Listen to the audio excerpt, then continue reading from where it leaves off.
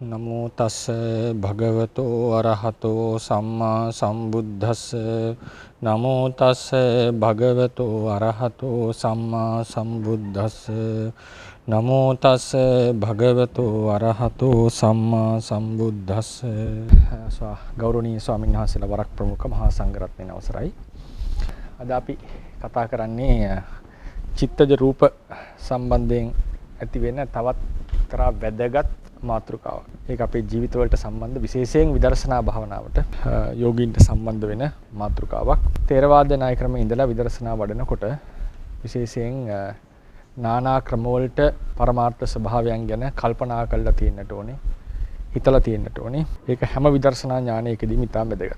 විශේෂයෙන් කාංකා විතරණ විසුද්ධියම සම්පාදනය කරනකොට ගොඩාක් චින්තනයක යෙදෙන්නට තියෙනවා. ඉතින් අපේ මාතෘකාව අපි අද කතා කරන්නේ චේතනාව, චිත්තජ රූප සහ කාරක දෘෂ්ටිය කියන මාතෘකාව.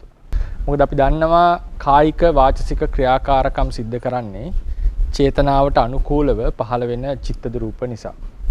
චේතනාවට අනුකූලව පහළ වෙන චිත්තජ රූප වලින් තමයි කායික වාචසික ක්‍රියාකාරකම් සිද්ධ වෙන්නේ. එතකොට අපි ඒකේ දකින්න තවත් ප්‍රායෝගික දෙයක් තමයි ප්‍රත්‍යක්ෂ දෙයක් තමයි අපේ අභිමතාර්ථයේ පරිදි අපේ කායික වාචසික ක්‍රියාවන් සිද්ධ වෙනවා. යමක්ද අපි හිතන්නේ ඒ විදිහට අපේ කය කටයුතු කරනවා. යමක්ද අපි හිතන්නේ ඒ විදිහට ශබ්දය උච්චාරණය වෙනවා. ඒතර මේක තුළ අදහසක් ඇවිල්ලා තියෙනවා සාමාන්‍යයෙන් මිනිස්සුන්ට, ලෝකයාට මෙතන පුද්ගලයෙක් ඉන්නවා. ඒ පුද්ගලයා තමන්ට අභිමත පරිදි, තමන්ගේ කැමැත්ත පරිදි ඒ කායික සහ වාචසික ක්‍රියාකාරකම් සිද්ධ කරනවා කියන එක. මේක ඇති වෙන සාමාන්‍ය අදහසක්. මේක හැම ගොඩක් වෙලාවට මේ සතුන්ට පවා සාමාන්‍යයෙන් එක පල්ලෙහා මට්ටමකින් ඇති වෙනවා. සාමාන්‍යයෙන් සත්වෙට උනොත් එහෙම ඒ කියන්නේ ලොකු චින්තනයක් නැති නිසා ලොකු දෘෂ්ටි ආදී කෙලෙසවල මානාදී කෙලෙසවල ලොකු බවක් නැහැ. මොකද ඒ චින්තනයේ දුර්වල නිසා. ඒකනේ කියන්නේ අර කුඩා දරුවා ගැන ප්‍රශ්නේ අහද්දී කොහින්ද සක්කාය දිට්ඨියක්, ප්‍රබල සක්කාය දිට්ඨියක් එයාට පිහිටනවා අඩුයි. නමුත් තියෙනවා කෙලෙස් නැතුව නෙමෙයි. එයා කෙලෙස් නිසා තමයි කිරිල්ල රාණ්ඩන්නේ දේවල් සිද්ධ කරන්නේ. නමුත් අපි හිතමුකෝ විචිකිච්ඡා වගේ කෙලෙස් එහෙම පහළ වීම හරි පහළ නොවන තරම් ඒ වගේ ළමයින්ට. ඒ සත්වයන්ට වගේ අයට ඒවා පහළ වෙන්නේ නැහැ සාමාන්‍යයෙන්. ඒ මොකද ධර්ම සංඥාවක් කියලා එකක් නැහැ. පුනර්භවයේ පසුභවයේ කියන හැඟීමක් එන්නේ නැහැ. මොකද මේ චින්තනය ගොඩක් පල්ලෙහා නිසා. නමුත් අපිට ඒ උනන්ට ඒ සත්වයන්ට පවා තියෙනවා මම කියන හැඟීම, තමන් කියන හැඟීම වෙනකොට ගන්න බව අඩු මට්ටමකින් එතන වැඩ කරනවා. නමුත් මිනිස්යන්ට, දෙවියන්ට වගේ සත්වයන්ට, චින්තනයේ ඉහළ සත්වයන්ට ඔවුන්ට මේක සාමාන්‍යයෙන් මෙතන කෙනෙක් ඉන්නවා, මේ පුද්ගලයා වැඩ කරනවා, මේ පුද්ගලයා මෙතන ජීවත් වෙනවා කියන හැඟීම ප්‍රබල ලෙස පහළ වෙනවා. ඒකේ තියෙන්න පුළුවන් එක එක හැඟීම්. ඒ කියන්නේ මුළු ජීවිතේ පුරාවටම තමන් ජීවත් වෙනවා කියන හැඟීම කියලා එකක් තියෙනවා. ඒ තමයි ජීව දෘෂ්ටිය කියලා කියන්නේ. මේ මුළු ජීවිත පුරාම මම කියලා කෙනෙක් හිටියා කියන එක. ඊට පස්සේ මේ අදාළ ක්‍රියාකාරකම් සිද්ධ කරනවා කියන එක කාරක දෘෂ්ටිය නැත්නම් සත්ව දෘෂ්ටිය. ඊට පස්සේ මෙතන රූපය ආත්මයයි, වේදනාව ආත්මයයි ආදී ලෙස සැලකීම සක්කාය දිට්ඨිය. මේ ආදී ලෙසට වැරදි චින්තන පහළ වෙනවා. සාමාන්‍යයෙන් මේක මිනිස්යන්ට, දෙවියන්ට ආදී සත්වයන්ට පහළ වෙන චින්තන. ප්‍රේත ආදී සත්වයන්ට සමහරට පහළ වෙනවා. එකෙන් කියන්නේ තිරසනුන්ට පහළ වෙන්නේ නැහැ කියලා. උන්ට පහළ වෙන එක ඊටාම පල්ලෙහා මට්ටමකින් ඒ දේ සිද්ධ වෙනවා. ඉතින් මොකද තියනවා දැන් සක්කාය දිට්ඨිය ගැන අර කියන්නේ ආජානීය අස්සයා නේද? සිංහයා වගේ අය බය නොවෙන්නේ සක්කාය දිට්ඨිය නිසා කියලා. නේ? සක්කාය දිට්ඨිය ඒ නිසා තමයි කට්ටියගේ බය නැතිකම තියෙන්නේ. ඒක දැන නැතිකම. නමුත් උන්ට පහළ වෙන කෙලෙස් වල වෙනස්කම් තියෙනවා. දැන් විචිකිච්ඡාවයි කෙලෙසයක් පහළ වෙන්නේ නැහැ උන්ට සාමාන්‍යයෙන්. මොකද පෙර භවයේ පසු භවයක් කියලා අදහසක් නැහැ. එදිනෙදා කෑම වේලා හොයාගෙන ඉන්න තමයි ඒ සත්‍යයන්ට තියෙන ප්‍රධානම. ඒ නිසා මේ චින්තනය ගොඩක් පල්ලෙහා මට්ටමක තියෙනවා. එතකොට දැන් මේ අපි දැන් හොඳට හිතන්න පුළුවන් මිනිස්සු වගේ ඉන්න සත්‍යයන්ට විශේෂයෙන් උන්ට තමයි ධර්මය ප්‍රධාන වශයෙන් දේශනා කරලා තියෙන්නේ. ඉතින් උන්ට ඇති වෙන හැඟීමක් තමයි මම යම් කිසි දෙයක් කරනකොට, හිතනකොට හිතට අනුකූලව මේ දේවල් සිද්ධ වෙනවා. ඒ සිද්ධ වෙන නිසා අනිවාර්යයෙන් මෙතන මම කියලා කෙනෙක් තමන්ට අභිමත පරිදි, අවශ්‍ය පරිදි ක්‍රියාකාරකම් සිද්ධ කරනවා කියන එක නිතින්ම ඇතිවෙන හැඟීමක්. ඉතින් ඒ නිසා මේ අපි ථේරවාදයේ හැටියට මේක විස්තර කරන්නේ කොහොමද? අපිට යම් කිසි චේතනාවක් ආවොත් යම් කිසි ක්‍රියාකාරකමක් සිද්ධ කරන්නට. අපි ඒක දැන් ගොඩක් කතා කරලා තියෙනවා. ඒ චේතනාව අනුව චිත්තක්‍රිය වායු ධාතුවක් මේ රූපකය පුරා ඇති වෙනවා. රූපකයෙහි ඇති වෙනවා. ඇති වුණාට පස්සේ ඒ චිත්ත කිරියේ වායෝ ධාතුව ඒ අභිමත පරිදි අභිමත දිශාවට අභිමත ආකාරයෙන් තල්ලු කිරීම සිද්ධ වෙන්නේ විඤ්ඤාති කාය විඤ්ඤාති රූපයක් නිසා. ඒ නිසා මොකද වෙන්නේ මේ චිත්තද රූප සහ කාය විඤ්ඤාති හේතු කරගෙන චිත්තද රූප ටික වායෝ ධාතු අධික චිත්තද රූප ටික ඒ අභිමත පරිදි ක්‍රියාවීම නිසා මේ ඍතුජ කාය ක්‍රියා කරන්නට පටන් ගන්නවා. අත ඔසවන්න හිතුවම අත එස වෙනවා. අත පල්ලෙහාට දාන්නවා අත පල්ලෙහාට. ඊට ප්‍රතිවිරුද්ධ දෙයක් සිද්ධ වෙන්නේ නැහැ.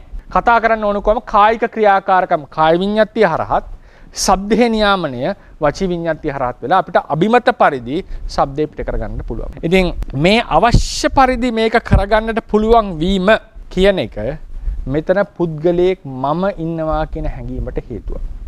දැන් අභිමත පරිදි රූපේ වෙනස් කරගන්න බෑ කියන එක තමයි සත්‍යකගේ වාදයේ බිඳින්නට බුදුරජාණන් වහන්සේ ගෙනාවු තර්කය. අපිට වෙනස් කරගන්න බෑ රූපේ අභිමත පරිදි. ඒක ලෝකේ සාමාන්‍යයෙන් කෙනෙක්ට තේරුම් ගන්න පුළුවන් දෙයක්. මට කැමති නම් මට මේක වෙනස් කරගන්න පුළුවන්ද? බෑ. මට ලෙඩ නොවී ඉන්න පුළුවන්ද? බෑ. මට වයසට යන්න නැතුව ඉන්න පුළුවන්ද? බෑ. ඒක ස්වභාවික ක්‍රියාවලියක්. නමුත් මේ සචේතනිකව කරන ක්‍රියාව සම්බන්ධයෙන් තියෙන දෘෂ්ටිය එහෙම ලේසියෙන් දුරු කරන්න පුළුවන් එකක් නෙවෙයි. මොකද හේතුව අභිමත පරිදි ක්‍රියාව සිද්ධ වෙනවා. ඒක ලෝකයේ ඇත්තක්. ඒක බොරුවක් නෙමෙයි. මට ඕන නම් නැගිටින්න කියලා මට නැගිටින්න පුළුවන්. මට ඕන ඉඳ ගන්න ඒක මට ඉඳ ගන්නට පුළුවන්. ඒ නිසා ඒක ලෝකේ ඇත්ත ක්‍රියාවක්. ඒ කියන්නේ ඇත්ත සිද්ධියක්. මේ අභිමත පරිදි මේ දේ සිද්ධ වෙනවාය කියන එක. ඒක ප්‍රත්‍යක්ෂ දෙයක්. ප්‍රත්‍යක්ෂ සිද්ධ වෙන එකේ 아무තෙන් අපිට යුක්තියක් හොයන්නට අවශ්‍ය නැහැ.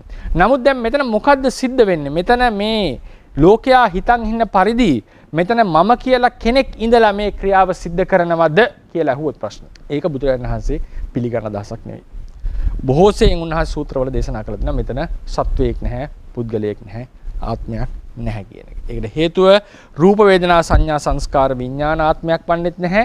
ආත්මයත් එක්ක සම්බන්ධ වෙලත් නැහැ.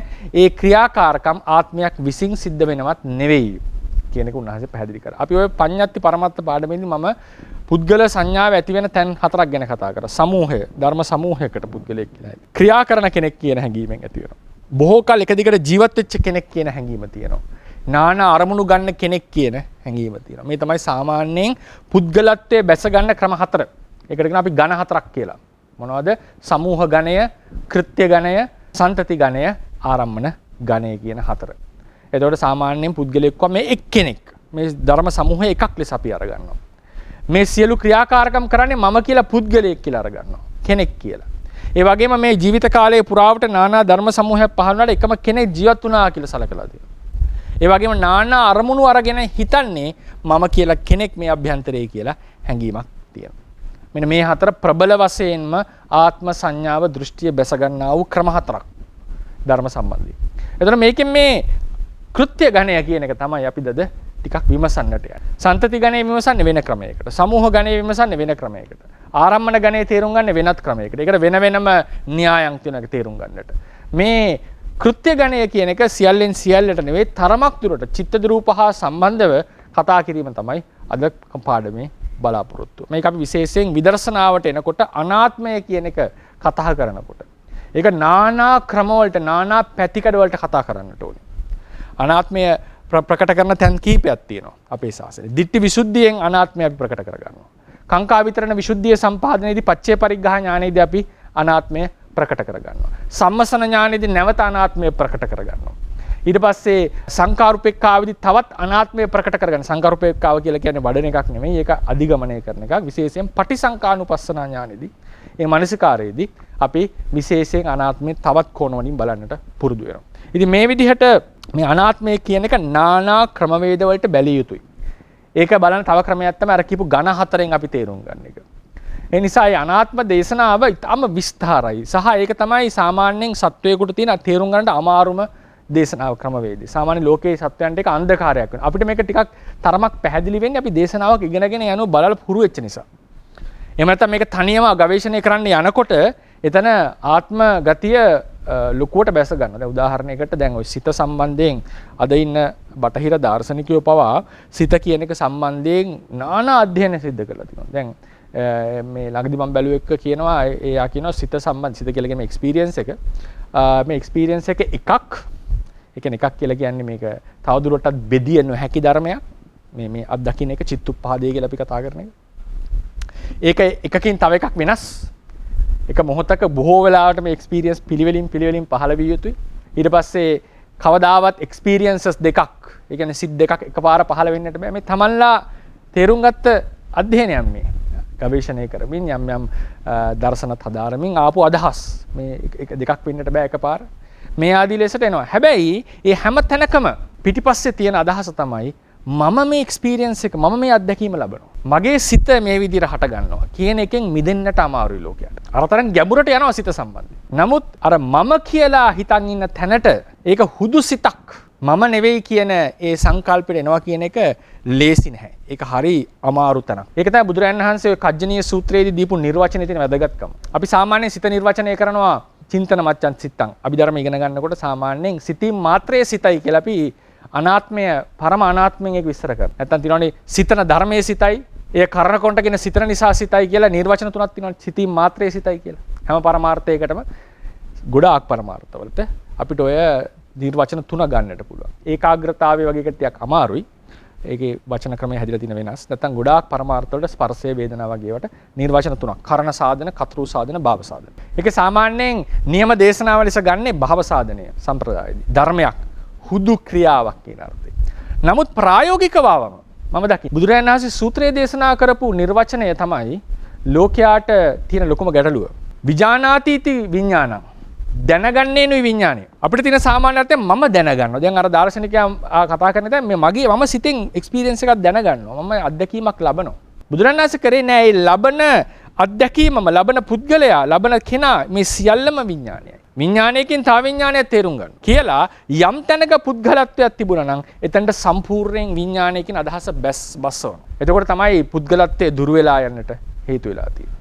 නැත්තම් විඥානයක් හටගන්නවා මම කියලා කෙනෙක් එහා පැත්තේ ඉන්නවා වගේ හැඟීමක් සමහර කෙනෙක්ට ඇති වෙන්නට පුළුවන්. ඒක භාව සාධන විග්‍රහය තමයි පරමාර්ථ විග්‍රහය.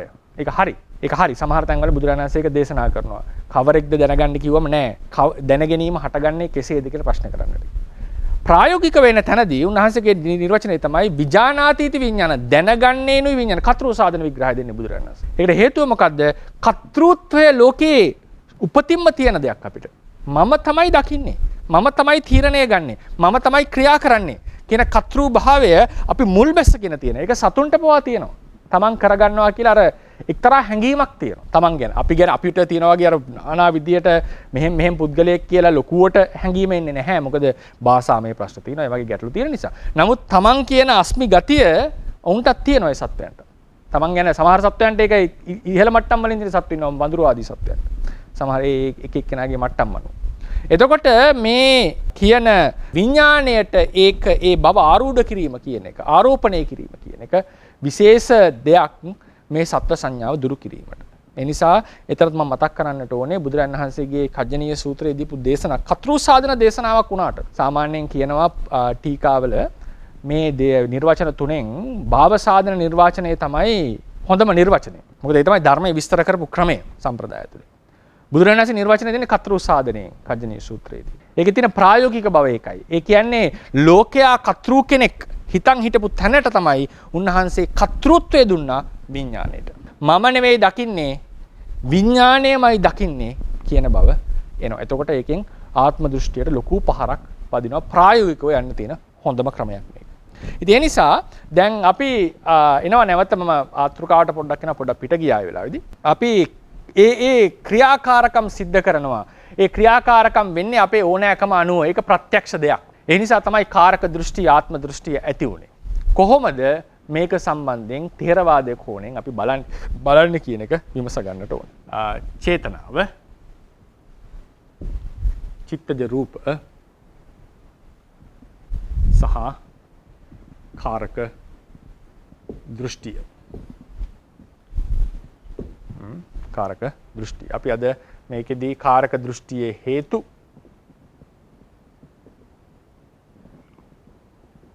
කියන කතා කරනවා. ඒ වගේම චේතනාව ආත්මයක්ද කියන ප්‍රශ්නය අපි විමසනවා. අවසානයේදී කෙටියෙන් තීරණ ගැනීම කියන එක ගැන පොඩි නිර්වචනයක්. ඒක ගැඹුරට යන්නේ නැහැ. මොකද ඒක කතා කරන්න අපි චිත්ත වීති ආදී සම්බන්ධයෙන් කතා කරමින් එතනට පැමිණීම කළ යුතු නිසා.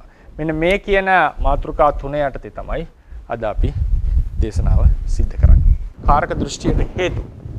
දැන් උදාහරණයක් අපි ගත්තොත් කවුරු හරි කෙනෙක් මොනවා හරි ක්‍රියාවක් සිද්ධ කරන්න යනකොට මේ අත අපි ගත්තොත් එහෙම සැලකලා මේක මෙහෙම මෙතනට උස්සන්න අවශ්‍ය වෙනවා නම් කාට හරි මෙතන ඉස්සලාම සිත හට ගන්නවා. අපි ඒ සිතත් එක්ක චේතනාවක් හට ගන්නවා. චේතනාවනේ ප්‍රධානියා ඒ ක්‍රියා කිරීමේ නායකයා චේතනාව. ඒ නිසා සංස්කාර ස්කන්ධයේ සමහර තැන්වල චේතනාවට ලඝු කරලා තියෙන්නේ නේද? එතකොට මේ චේතනාව ඇති වෙනකොට අත ඉස්සීමේ චේතනාව ඇති වෙනකොට තේරවාදයේ හැටියට දැන් සාමාන්‍ය මිනිස්සුන්ට ඉන්නේ චේතනාවක් ආව අත ඉස්සුණා. මම මේක ඉස්සුවා කියන හැඟීම ආවා. එතකොට සාමාන්‍ය ලෝකයාගේ හැටියට පුද්ගලයා ක්‍රියා කරයි. කොහොමද ක්‍රියා කරන්නේ? අභිමතයට අනුව. හරිනේ? අභිමතයට අනුව ක්‍රියා කරයි. පුද්ගලයා ස්වාභිමතයට අනුව ක්‍රියායි. මේක තමයි සාමාන්‍යයෙන් දකින්න ක්‍රමය.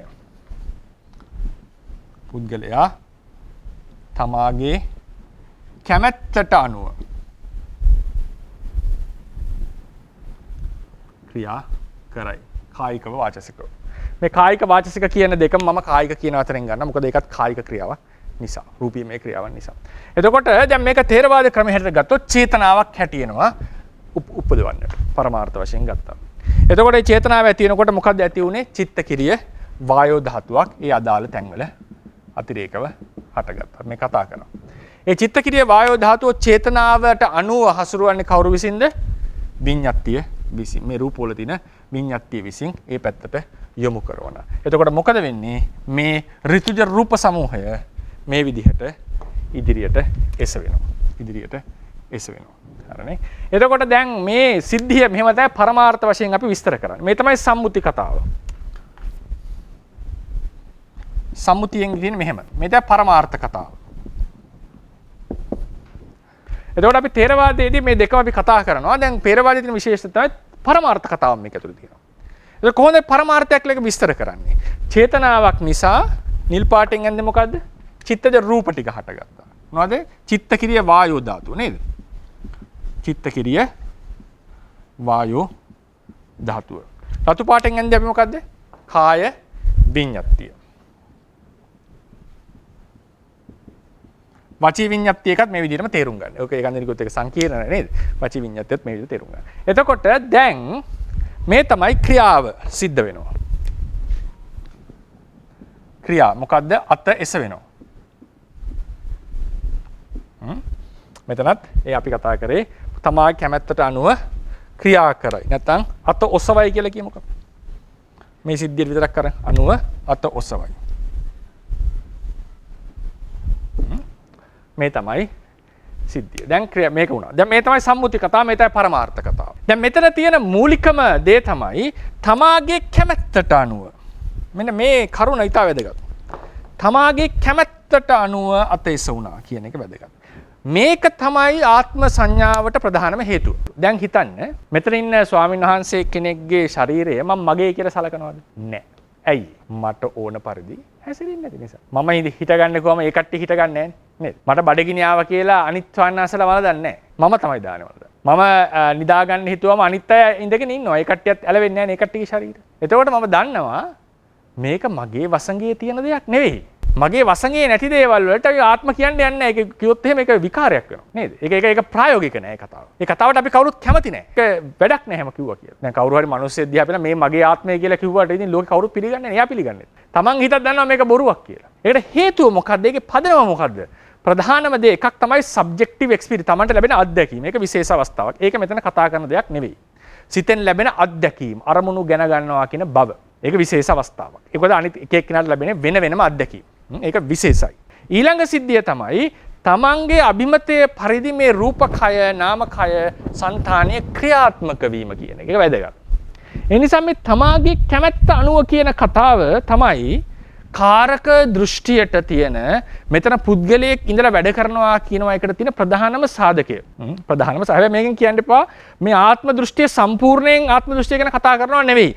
ආත්ම දෘෂ්ටියේ තියෙන ප්‍රධානම දෙයක් තමයි අර අත්දැකීම කියන එක. අත්දැකීම කියන එක. ඒක බිඳ ගන්නවා එක එක ක්‍රම වලින්. අපි සමූහ ගණය යටතේ, සන්තති ගණය යටතේ, ආරම්මන ගණය යටතේ, කෘත්‍ය ගණය යටතේ ඒක කතා කරනවා. ඒක දීර්ඝව එක එක පැතිවලින් විස්තර කරන්න ඕන දෙයක්. ඒක තමාගේ කැමැත්ත අනුව අසෝස් මේ ක්‍රියාව සිද්ධ වීම තමයි මෙතන වෙලාදී. දැන් අපි පරමාර්ථ වශයෙන් ගලමු තමාගේ කැමැත්ත අනුව මොකද්ද කොහොමද උනේ කියලා. මෙතන මොකද්ද කැමැත්ත? අත එසවීමේ චේතනාව. ඒ අනුව මේක සිද්ධ වුණේ නැද්ද? සිද්ධ වුණා. ඒකට තිබිච්ච අතරමැද සාධක මොනවද? චිත්ත කිරිය වායෝ ධාතුවක් හටගත්තා. ඒ චිත්ත කිරිය වායෝ ධාතුව කාය විඤ්ඤාතියෙන් අදාළ පැත්තට නියාමනය වුණා. ඒ නිසයි මේක සිද්ධ වුණේ.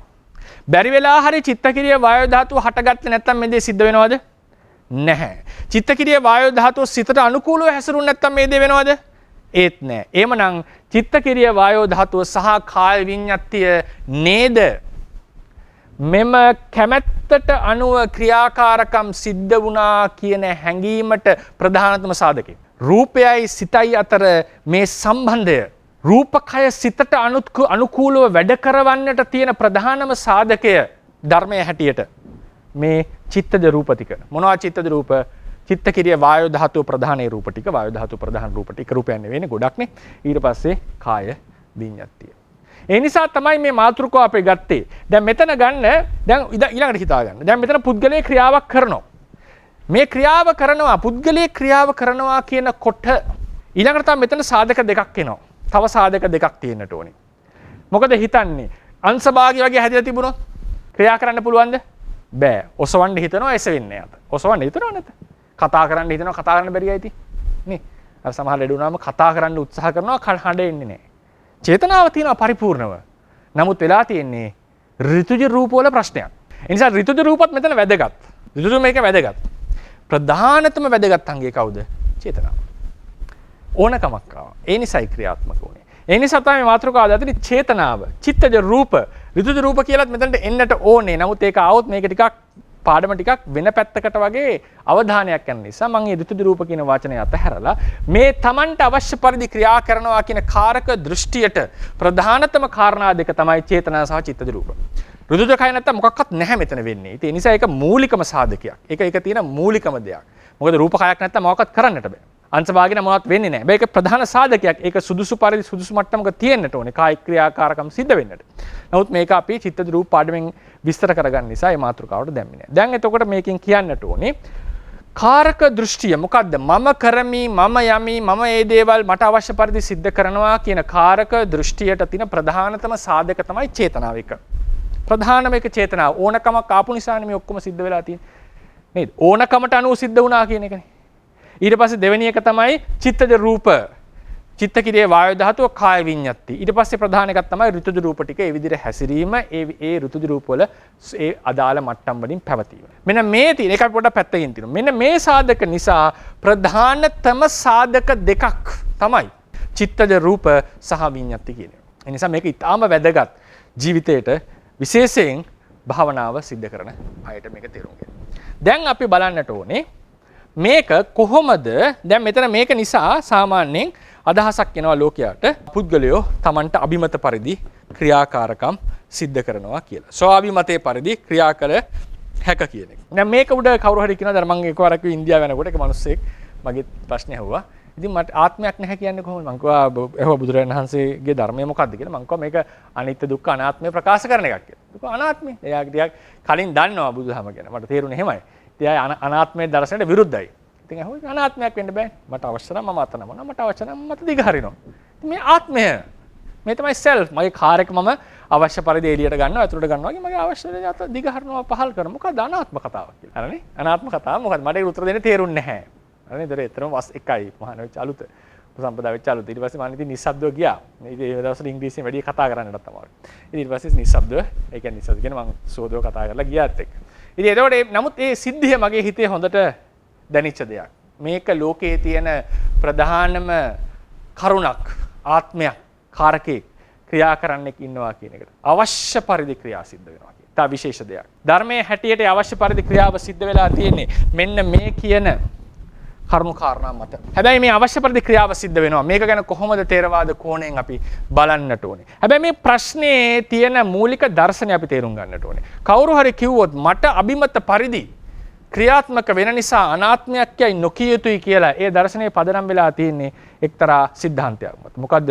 තමන්ට ආත්මයක් වුණොත් තමන්ට අභිමත පරිදි ක්‍රියාත්මක විය යුතුයි කියන සිද්ධාන්තය මත. ප්‍රශ්නයක් ඇහුවම බලන්නට මොන පදනමේද ප්‍රශ්නේ තියෙන්නේ කියලා. ඒ ප්‍රශ්නේ තියෙන පිහිටලා තියෙන්නේ. කවුරු හරි කිව්වොත් එම් තරකයක් ගෙනාවොත් මට අවශ්‍ය පරිදි මම ඉඳ ගන්නවා. මට අවශ්‍ය නම් මම කනවා බොනවා. ඒ නිසා ආත්මයක් නැහැනේ. ආත්මයක් තියෙනවනේ කියලා කිව්වොත් එයාගේ දර්ශනය ඒ ප්‍රශ්නය පිහිටලා තියෙන පදනම මොකද්ද? අවශ්‍ය පරිදි ක්‍රියාත්මක ආත්මයකට අවශ්‍ය පරිදි ක්‍රියාත්මක විය හැකි. යමක් අවශ්‍ය පරිදි ක්‍රියාත්මක වෙනවා නම් ඒට ආත්මය කිය යුතුයි. මේ තමයි මේ ප්‍රශ්නේ තියෙන පදනම. ඒක පදනමට කොහින්ද ආවේ කියලා ඇහුවොත් ඕක විමසගෙන යනකොට මොක අනාත්ම පාඩමේදී කතා කරනවා. ඒක විමසගෙන ගියාම අපිට ප්‍රායෝගිකව අපේ හිත ප්‍රශ්න කරන්නට වෙනවා. ප්‍රායෝගිකව අපේ හිත ප්‍රශ්න කරනකොට ඇයි මම මේ පංචස්කන්ධයට මේ නාම රූප දෙකට මේ සිතටයි කයටයි මම කියලා කියන්නට තියෙන හේතු අපිට අප තුලින් ගවේෂණය කරන්න. එදාට අහු වෙනවා, එදාට තේරෙනවා අපි මේක ප්‍රධාන වශයෙන් නොකියුවත්, අපි මේ කතාව නොකියුවට දැන් මම උදාහරණයකට පොඩි කාලේ මම කියලා කියන්නේ අපි හිතන්නේ නෑනේ මට අභිමත පරිදි ක්‍රියා කරන්න පුළුවන් නේ, මේ එක්ස්පීරියන්ස් එකක් තියෙනවා නේ, ආත්මයක් වෙනවා නම් අභිමත පරිදි ක්‍රියාත්මක විය යුතුයි. ඒ නිසා මේක මමයි කියලා හිතාගත්ත එකක්ද? නෑ. ස්වභාවයෙන්ම ආපු හැඟීමක් නේද? ඒක ස්වභාවයෙන් එන හැඟීමක්. ඒක සතාටත් වෙනවා. ස්වභාවයෙන් මෙතන කෙනෙක් ඉන්නවා, මෙතන මම කියලා කෙනෙක් ඉන්නවා කියන හැඟීම. ඒක මූලික සිද්ධාන්තයක් ලෝකෙ තියෙනවා. මනුස්සයන්ට ඒකේ තව ඉතින් යාන වාහන, තමන්ගේ රැකියා ආදී අරගෙන ඒක හොඳට වර්ධනය කරගන්නට පුළුවන් දර්ශනයක් ලෙස. ඒක වෙනම දෙයක්. තිරිසනාට නැති පරිද්දෙන්. නමුත් හැමෝටම තියෙන දෙයක් මෙතන ඉන්නවා මේ කෙනෙක්. මම කියලා කෙනෙක් කියන පොදු හැඟීමක් තියෙනවා. ඒක අපි හිතලා ගන්න එකක් නෙවෙයි, ඒක ස්වභාවිකව එන දෙයක්. හැබැයි එන දෙෙහි පදනම අපි හිතුවොත් ගැඹුරින්. ඒ කරන්නේ අපි අතරම තියෙන අපේ චිත්තය, අපේ හැඟීම අපි විශ්ලේෂණයට ලක් කරොත්. ඒක සමහර කෙනෙක් කවදාවත් කරන්න නැති වෙන්නට පුළුවන්. ඒක විශ්ලේෂණය කරන්න යනවා ඉදිරියේදී. ඒක විදර්ශනා කතාවලට එනකොට සහ ඉදිරියේ යම් මාතෘකාවලදී ඒක නැවත මතුවේයි. මේ ඉදිරියේ කතා කරන ඉලක්කය අපේ විදර්ශනාව කතා කරන එකනේ මේ පාඩම් වල. ඒකට යොමු වෙලා තියෙන්නේ. එතකොට ඒ අද ඉදිරියේ කතා කරන තැනින් තැන කොටස් අපි කතා කරේ. අවසානයේදී පරිපූර්ණව කතා කරනවා. ඒක ගැන. ඒක දවස් ගාණක් කරන් කතා කරනවා. එතකොට ඒ විමසීම කරන්න අවසානයේදී අපිට අහු වෙනවා, තේරෙනවා මම මේ කියන්නේ ප්‍රශ්නේ පදනම තියෙන එතන කියලා. ප්‍රශ්නේ තව ප්‍රශ්න එනවා ආත්මය සම්බන්ධයෙන්. මෙතන තමයි තමන්ගේ කැමැත්තට අනුව ක්‍රියා කරනවා නම් ආත්මයක් විය යුතුයි කියන කතාවේ පදනම තමයි. යමක් ආත්මයක් නම් තමන්ට අභිමත පරිදි ක්‍රියාත්මක විය යුතුයි. යමක් තමන්ට අභිමත පරිදි ක්‍රියාත්මක වෙනවා නම් ඒ ආත්මයක් විය යුතුයි. මෙන්න මේ assumptions ඒ අදහස් දෙකෙහි පදනම් වෙලා තමයි මේ ප්‍රශ්නය ගොඩනැගිලා තියෙන්නේ. මේ ප්‍රශ්නයට කොහොමද තේරවාද ක්‍රමයෙන් පිළිතුරු ලබා දෙන්නේ? පිළිතුරු දෙන්න පුළුවන්ද? බැරිද? ඒක අසර වෙන තැනක්ද කියන එක අපි විමසන්නට ඕන. දැන් මේකෙදි පළවෙනිම අපි පියවර කීපයකට මේක ගැන සාකච්ඡාවට ගන්නවා. ඒක බලන්න පිටුව එක තමයි අවසානයේ තියෙන චේතනා එක ඇති 439 මෙම ගැටලුවට තේරවාද ඉගැන්වීමට අනුව ලබා දිය හැකි පිළිතුරු කවරේද? පළවෙනි එක චේතනාවට කායික ක්‍රියාකාරකම් සිද්ධ කළ හැකිද? චේතනාවට පුළුවන්ද කායික ක්‍රියාකාරකම් සිද්ධ කරන්න? රූප කය නැත්තම් මොකක්වත් බෑ. ඒක වෙනම කතාවක්. ඒක ප්‍රායෝගික නැහැනේ. අපි හැමෝම නාම රූප දෙකක් ඇතුළේ ඉපදුනේ. ඒ නිසා රූපේ තියෙන තැන ඉඳන් අපි කතා කරන්නට ඕන. නැත්තම් ඇබ්ස්ට්‍රැක්ට් අයිඩියා එකක්. නැත්තම් දර්ශනාත්මකව කෙනෙක්ට කෙලින්ම අහන්න පුළුවන් රූප කය නැත්තම් සිතට වැඩ කරන්නට බෑ. ඒකත් තේරවාදයේ තියෙන එක තර්කයක්. නාම රූප පරිච්ඡේදනාදී මේ තර්කේ කතා කරනවා. රූපේ නැත්තම් නාමයට වැඩ කරන්න බෑ. ඕක කිව්වොත් එහෙම බොහෝ දෙනා අනිත් පැත්තට අහනවා. ඒක ඉතින් ප්‍රායෝගික කතාවක් නෙමෙයි. රූප නාම රූප දෙක එකට තියෙන්නේ. ඒතකොට චේතනාව මේ රූපේ ක්‍රියාත්මක කරනවා. චේතනාව Tamanට අවශ්‍ය පරිදි රූපේ හසුරවනවා කියන එක නෙවෙයි ප්‍රශ්නේ. ඒ නිසා රූපේ නැති තැනකින් ගේන තර්කය, ගේන අදහස තරම් ප්‍රායෝගික නැහැ කියලා කෙනෙක්ට හිතෙන්නට පුළුවන්. ඒ නිසා අපි ඒක පැත්තකින් තියනවා. අපි දැන් නාම රූප දෙකම ඉන්න තැන ඉඳන් මේක කතා කරන්නට ඕනේ. චේතනාවට පුළුවන් ද සැබවින්ම ක්‍රියාකාරකම සිද්ධ කරන්න. ඒතර පළවෙනි දෙන තමයි චේතනාව. මම මෙතනදී ගන්නෙ චේතනාවට ඕනකම ඇති වූ පමණින් මේ ක්‍රියාකාරකම සිද්ධ වෙන්නේ. ඒක නොකිය කියන්නේ චේතනාවට තනිව ක්‍රියාකාරකම කළ හැකිද කියලා මම විමසනවා. චේතනාවට තනිව ක්‍රියාකාරකම සිද්ධ කළ හැකිද? පළවෙනි දේ තමයි ප්‍රායෝගිකව ගත්තම අංශ භාගයේ වගේ හැදිච්ච කෙනෙක්. අංශ භාගයේ හැදිච්ච කෙනාගේ රූපකය අභිධර්ම ක්‍රමයෙන් ගත්තොත් ඍතුජකය. අපි දන්නවා ඕන වෛද්‍ය කෙනෙක් වෛද්‍යවරයෙක් වුණත් දන්නවා මේ වුණාම සමහර ස්නායු ආදී දේවල් වැඩ කරන්නේ නැති වුණාම මේක ක්‍රියාත්මක වෙන්නේ නැහැ. හැබැයි චේතනාව තියෙනවා තොස්සන්නට. ගමන් කරන්නට, කටයුතු කරන්නට. එතකොට ඒ රූපකයෙහි අදාළ සාධක නැතිනම්, රූපකයෙන් උපකාරය නැතිනම් චේතනාව ඇති වුණා කියලා හරියනවද? නැහැ. ක්‍රියාකාරකම් සිද්ධ වෙන්නේ නැහැ. චේතනාව ඇති වුණා කියලා ක්‍රියා කරන්න. ඒ නිසා චේතනාවට තනිව ක්‍රියා කළ නොහැකි කියන එක ප්‍රායෝගික ඇත්තක්. තේරවාද අභිධර්මයෙන් අපි මේක බලමු. අභිධර්ම ක්‍රමයෙන් ආවම චේතනාව නිසා චිත්ත කිරිය වායු ධාතුවක් හටගත්තා, විඤ්ඤාති ටිකක් හටගෙන ඉදිරියට ගියා. බැරි වෙලා හරි මේ ටික හටගත්තේ නැතිනම් මේක සිද්ධ වෙන්නේ නැත. ඒ නිසා චේතනාවට තනිව ක්‍රියාත්මක විය නොහැකි. අභිධර්ම ක්‍රමයෙන් ගත්තා. ඒ අභිධර්ම ක්‍රමයෙන් ගැන එක අපි තාඩිය විමසලා බලමු. මෙතනදී චේතනාවට අත ඔසවන්නට ඕනකම ආවා. මොකද හිතන්නේ? චේතනාවේ අවශ්‍යතාවය චිත්තජ රූප ඉපදවීමද අත එසවීමද? අත එසවීම. චිත්ත රූප ඉපදවීම නෙවෙයි. අත එසවීම. හැබැයි ඒ අත එසවීමට ඕ චේතනාව වෙනකොට චිත්තජ රූප ටිකක් පහළ වී ඇත. චිත්තජ රූප පහළ වෙලා. චිත්තජ රූප ඔසවන්නේ නෙවෙයි චේතනාව. චිත්තජ රූප ටිකක් ඔසවලා તો එහෙම ඔසවන්නේ නැහැ නේ අපි කවදා. ඔසවන්නේ එතනකොට මේ තේරවාද අභිධර්ම ක්‍රමයෙන් මම කතා කරන්නේ. චිත්තජ රූප ටිකක් ඇති වුණා. විඤ්ඤාතිය ඇති කරවීමද අවශ්‍යතාවය? නැහැ. විඤ්ඤාතියත් ඇති වුණා. ඉබේද නැහැ චේතනාවට අනුව. ඒ නිසා හේතුඵල සම්බන්ධය මෙතන තියෙනවා ධර්මයේ හැටියට. නමුත් චේතනාව නිසා චිත්තජ රූප ටිකක් හටගෙන අත එසව. ඒතකොට කියන්න වෙන්නේ චේතනාව විසින් අත එසවුවද නැත්නම් චේතනාව හේතු කරගෙන හටගත් තවත් සාධක මැද්දේ අත එසවුණාද? අත එසවිලා තියෙනවා. ඔසවන්නට ඕනකම තිබ්බ බව ඇත්ත. ඒ තිබුණු පමණින් මේක තනියම එසවෙන්නේ නැහැ. ඒ නිසා චේතනාව ඇති කළ චිත්තජ රූප ටිකක් හටගෙන කාය විඤ්ඤාතියට අනුකූල වැඩ කරලා අත එසවීමක් වෙලා තියෙනවා. පළවෙනි උදාහරණය අංශභාග කතාවේදී. එතනදී උනත් වෙලා තියෙන ඒ ඍතුජ රූප පැත්තෙන් අභිධර්ම පැත්තෙන් ප්‍රායෝගික පැත්තෙන් බලන්න. චේතනාවක් ඇති වෙනවා අත ඔසවන්නට. අත එසවෙනවද? නැහැ. ඒකෙන් ගම්ම වෙනවා රූපකයෙත් යම් යම් සාධක ටිකක් ඕනේ. අපේ ඉන්ටෙන්ෂන් එක ඕනකම ඇති වූ පමණින් මේක සිද්ධ වෙන්නේ නැහැ.